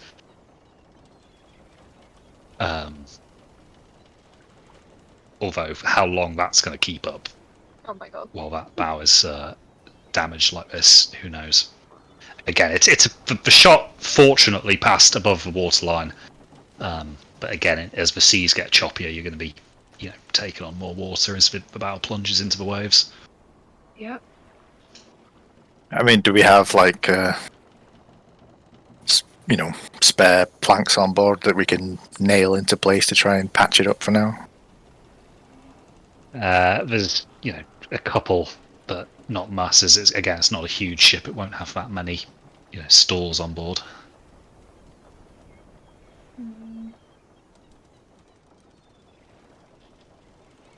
It's gonna have to do. Yeah, I'm gonna try and makeshift. Try and patch up some of it with these planks. Sure. So you start doing that. Meanwhile, Zhang is kind of taking it upon himself, seeing as nobody else is, to kind of haul the bottom half of the prisoner who got hit by the cannonball and kind of get that over the side. Oh shit! Yeah. I forgot they were. That was a. Yep. He kind of says a couple of words, mostly to himself, because again, everybody else is kind of busy with the cat or patching up the hole in the ship. So We're playing with a dead cat and there's just half of the guy like on the other side of the deck. Oh my god, we're terrible people. Yeah. I like to think of it as just desensitized people. What's one more corpse in your wake after all this? Yeah. Par for the course. So those, the legs go over the side. The torso went over the side a few miles back. Oh god. But yes, after a little bit of jury rigging, you kind of get one of these planks roughly across most of the hole. It's not perfect. It's still shipping in more water than you would like, but it is slowing it down a little bit.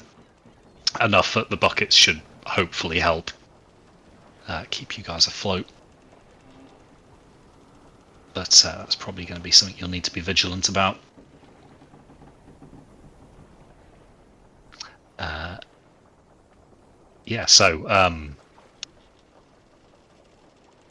The half hour has passed, Elias. Would you like to know what is in the box? Is it a No, dead? I know what's in I will open the box. Okay, so Wide-Eye, you open the box. There is a dead cat in the box, and there is some dried meat in there too. Okay. Oh fuck's sake. I think we have our answer. I think. My dad's going to close the lid and shake the box. So you shake the box, and there is furious meowing coming from inside. Well, at least your pet isn't hungry. Can I cast Detect Magic on the box? You can detect magic on the box. You cast this, detect magic, so you can tell that at the base of the box, on the very underside, Erlang, there is a glyph. And this glyph is one that is prestidigitation, and it is purely there to make the sounds of a cat whenever the lid is closed at various intervals. Just gonna walk up to the box, take it out of Wide-Eye's hands, flip it upside down, and just point to the glyph. There's your meowing cat. No, little one. He's going to tap him on the head and be like, no, well, that's That's the bottom of the chest.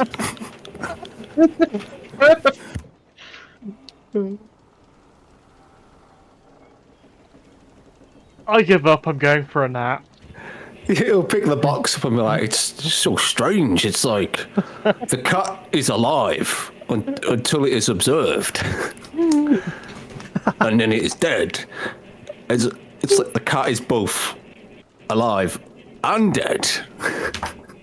That's quite the philosophical thought there, Wide Eye.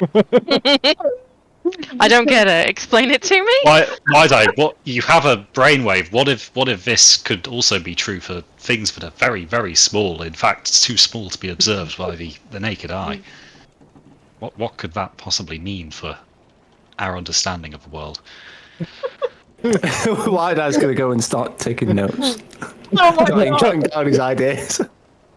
Are you just carving this on the side of the box?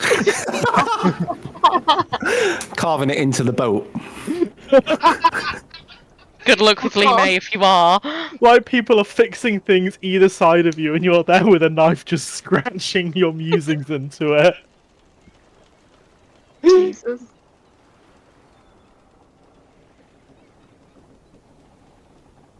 Elias, I imagine you've probably watched this exchange as well. And obviously you will have seen this glyph, and being magically inclined, you would probably draw the same conclusion as Erlang, I imagine. Yeah, probably. Sure, why not?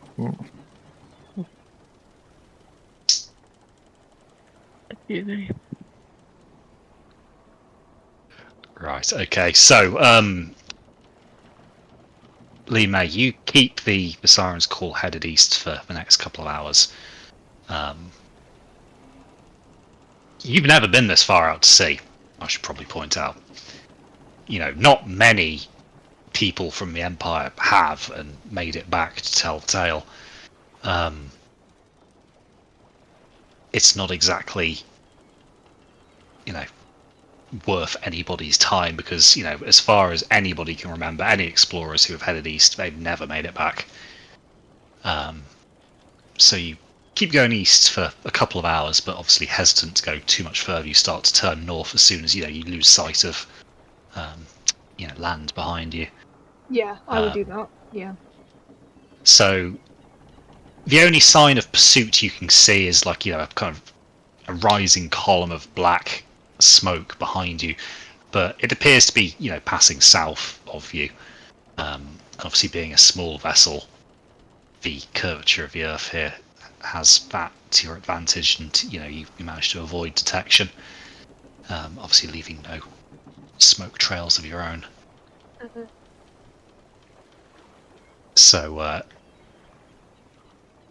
eventually, you know, you guys see the first few rays of sun's lights dawn in the east over the open ocean. As Lee May keeps you heading in what you assume to be north. Although I suppose actually, Wide Eye, you've got the trait that lets you know which way's north, don't you?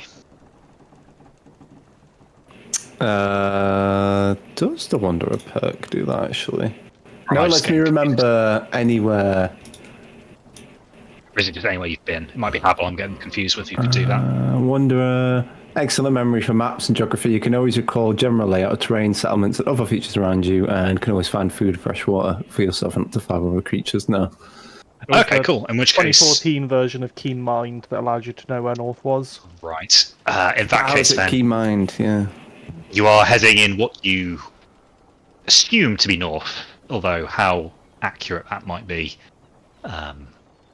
you might be, you know, maybe 10, 15 degrees off, perhaps, but. You know, you can use the sun at least to give you a rough idea.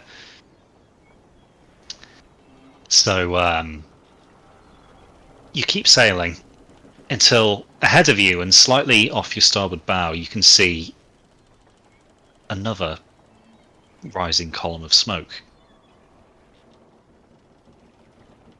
Although it appears to be, you know, quite far out into the ocean. So this is obviously another fleet of vessel.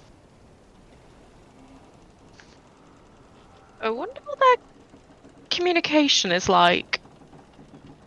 That's what I'm thinking. Let's not find out.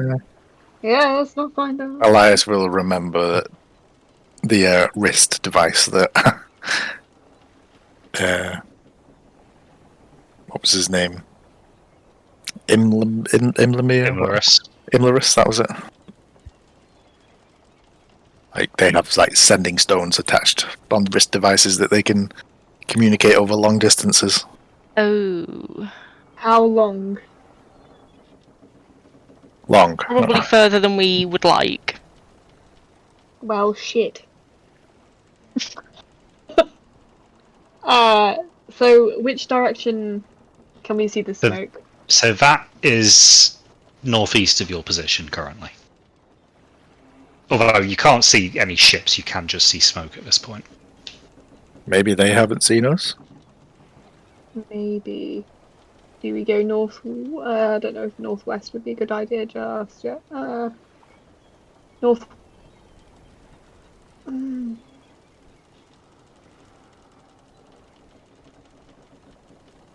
Can I ask? So did the fleeters have like a presence in Bowding?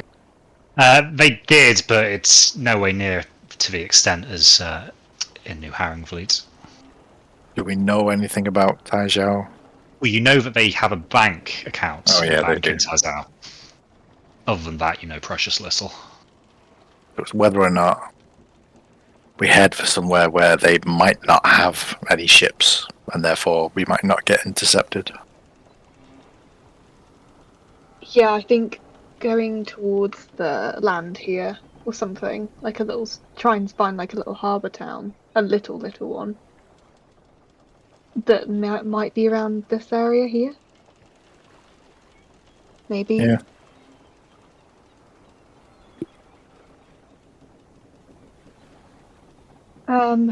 Wait, why did we go looking for Zhang again?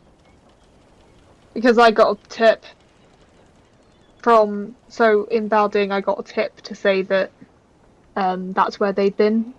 That's where they were last seen. So we've So detoured from so we our detoured. route. So we went here, and instead of straight up here. Right. So we were heading to Taizhou. We were, yeah. But it Okay. might be a bit risky. Possibly.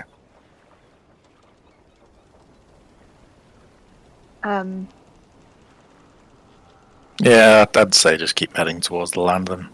Yeah, but not try and get past. Would you say, Crispy, we're now past this bit here? Well, you don't know. You haven't got any charts, nor do you have any navigational equipment.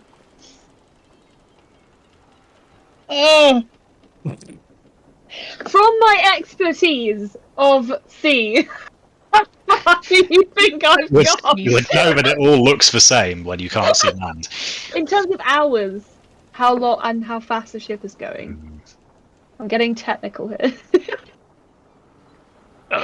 Right, okay. Get me to roll because I Are you trying to out technical naval knowledge, Crispy? That's not going to end well for you. I'm going to start tying knots in rope. Based on Dead Reckoning alone, you reckon you are somewhere kind of on that line by the time that, kind of the sun is up at this point. In fact, actually, probably not that far. Let me delete those, sorry. Because, yeah, you're a sailing vessel, you don't have an engine. Definitely not that far. Maybe somewhere about there. Are those actually real? Yes, well, as real as anything can be in this setting. Okay. All right. I would say we go a bit northwest then, like that direction, away from the smoke, because I don't want to interact with them at all, especially if they have sending zones. So in comparison to where we think we are, where do we think the smoke is to the northeast? Yeah. I will give you a bearing for that. Oh god. If I can find a line. Didn't realise I was actually going to do. Navigation. Do I have a line? You chose a seafaring character in a campaign run Yeah, by who Crispy. spends most of her time drunk. Okay. Okay, so smoke is roughly in that kind of direction. Okay. Okay. So You don't know the distance. You just can see the smoke. just can see the smoke. Okay. Yeah, I would say try and head a little bit more west, but still going quite north. But a little bit of a degree to west now. All right.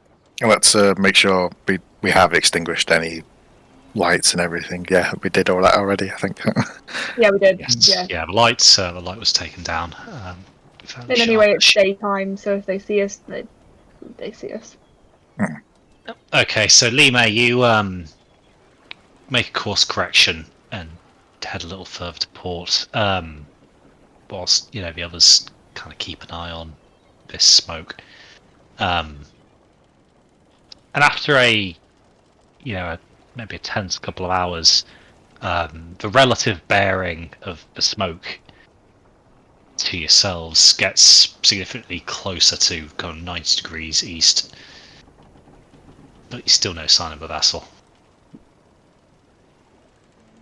Or maybe they assumed we carried on east, and that's where they're looking. In which case, we might have got away. Yes. Hopefully. Weird that they would expect us to go east, though. Well, that's the last Maybe- direction they saw us going. So Maybe they're from the east as well, in that we're as east as you can get before you leave the realm. It's where they've got an outpost. So maybe they come from the east because this is their most western point before the realm. That makes sense because that's why this is now theirs, and I bet Yeah. this one up here will be as well. Because At this point that Zhang kind of pipes up, he'd kind of been asleep for a bit of a night, but he's obviously been keeping an eye on this smoke as well. Well, I think they come from that way, but from what I picked up over here in them, I don't think they're necessarily from here anyway. I kept saying that, the phrase back through the rift came up a few times. what? You mean they're Oh. from a different? Oh God, is that what's east? The rift? He shrugs. Didn't really hear much more than that. That's why people never come back. Because if they go through the rift, maybe they don't know where they end up. I don't know. This is me guessing. What? and it explains. Well, no, it doesn't explain, but it might explain why they seemingly have such strange technologies. And those how do I call them? How would I say it, Nate? Constructs. Those constructs were, I'd never seen anything like that before. Definitely, they have their advanced technology, so does not bode well for us if we are on their bad side. Because we were on their bad side anyway, because someone killed their whatever that he was called. Nothing to do We with have the also fact. just broken into one of their prisons. Yes, nothing to so do with the let's- fact that we just released 4 prisoners from their hold. No, but we also killed one of their own. Okay, we're just not. Okay, I think We're not we have. popular with them. We're not popular. We're more popular with the Imperial than we are with. Okay, I'm not, but you guys are more popular with the Imperial than you are with the Fleet of Fog. But I don't think these Fleet of Fog are all what they seem anyway. They seem like they're trying to not. Yeah, colonize over here.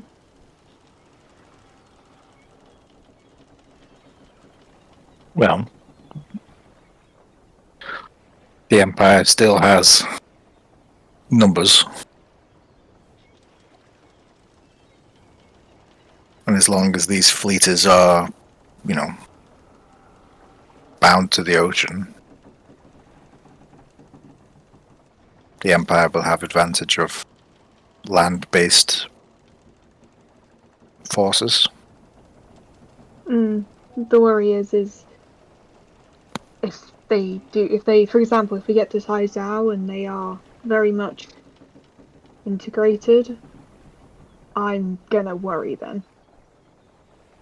Because Well, we could avoid Taizhou if we really feel it's necessary. No, I think we should make land not in a city. If we can find a little harbour somewhere along the way, or even just somewhere, because I don't know, I have a bad feeling about going to Taizhou now. Well, in that case, maybe we just make port and sell the ship. What?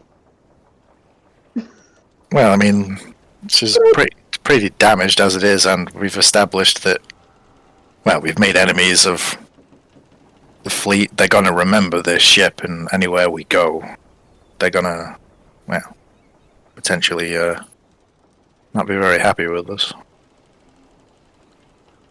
And I'm fairly sure they'll have pretty good descriptions of most of us, seeing as we weren't exactly subtle. Honestly, all they need a description of is a satyr. And I think they've got a pretty decent description of the satyr, all things considered. Probably some Maybe. pretty crude sketches, like pinned Yeah, to the walls. I'm or something. pretty sure One post is so detailed. Yeah, quite a few people were paying attention to that one particularly. So, any ship that's sailing with a satyr on board, or anyone matching our descriptions, I mean, for God's sake, look at Wide Eye. He's not exactly a regular looking kind of guy. But they didn't see, because it was dark, they couldn't necessarily see that Wide-Eye was on board. Okay, true. Yinfu is going to be recognisable. Well, they may not. You ship that intercepted you may not have seen Wide Eye, but there's quite a few guards and a mage that definitely saw Wide Eye. I don't know that you were with us. But we were seen pulling into port together. Yeah, and they probably saw the ship coming up to the beach, and then they probably saw 3 people sprinting off the beach. Well, 2 people and 1 person being carried, and a large crate. Ah, yeah. I don't Sprinting think it across would the take surface. much questioning and putting 1 and 2 together to get 3 wherever we're at. Yeah.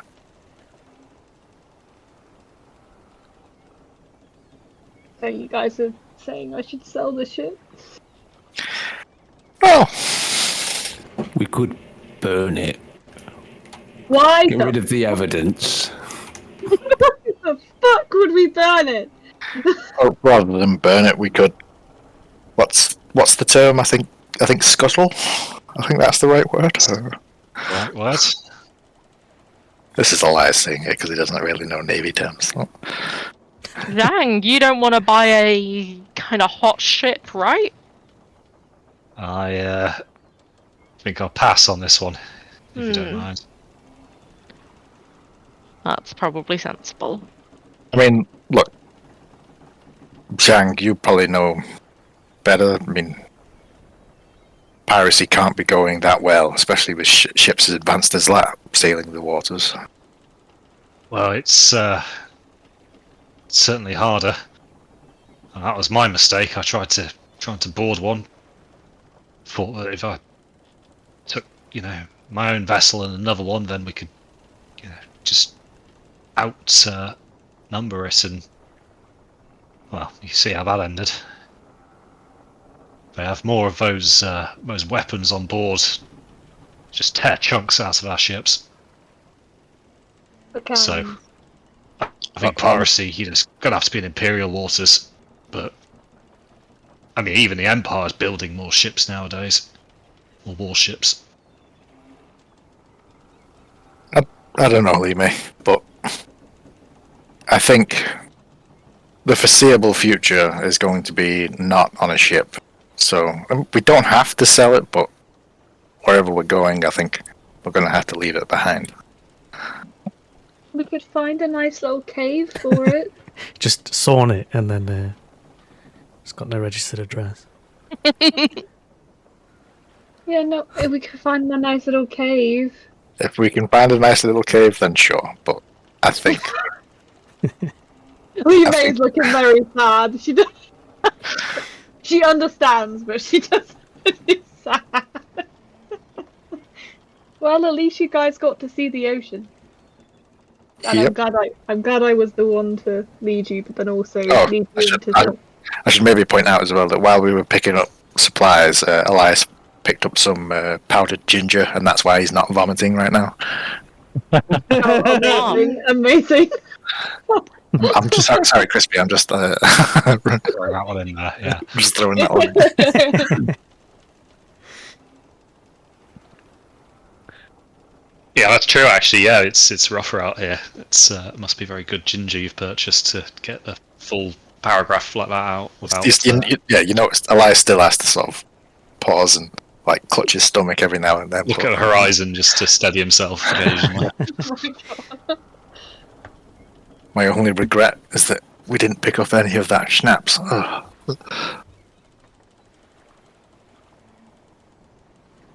Cool. Yeah. Well, I think then is that we find a little port then, or a cave.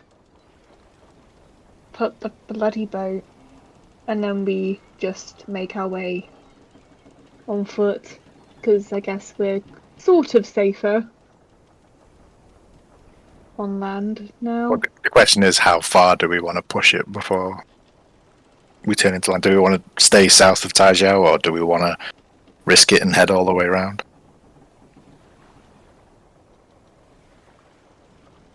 I think maybe we I don't know. We could ask like if Kind we of depends how eager they are to retrieve these guys. I mean, they might not chase us forever, but like they'll probably, I imagine, send word that to keep an eye out for the ship and these people. I don't, The stopping before Taijao, I think, is the smart course. It may Okay, well so be we that do. they sort of preempt that we would do that, but I think it's sensible. Okay, so we do what Lee May suggested, try and find a port town or harbour town somewhere south of Taijao and tie up the ship and go from there. yeah. Do any of us know anything about any cities or towns that might be I south of think there? Zhang might know a couple of, shall we say, villages that might be perhaps less adherent to Imperial customs laws. Less likely to turn us in. Reporting. Yeah. Oh. So he could probably, point you in roughly the right direction once you get in sight of the coast. So, if that's the decision, then you guys can obviously, kind of turn the ship west and back towards the continent. So by now, the kind of smoke from the other vessel is to your southeast, so it's clearly heading towards Anking, or New Herring Fleet, as it probably calls it. So you turn west and sail, and it takes you probably about a day and a half to kind of get through to a point where you can roughly see the coastline enough to allow Zhang to navigate. And then it's another half day before he reaches one of these villages. And it is a village, it's not a town, it's clearly a fishing settlement. It's got, maybe at most 2 piers and a series of very small fishing boats tied up to them, but there's enough room there for you to tie up the Siren's Call, which I think is where we are probably going to have to leave it for tonight. Oh, yeah. So, what a session. Long Yeah. rest.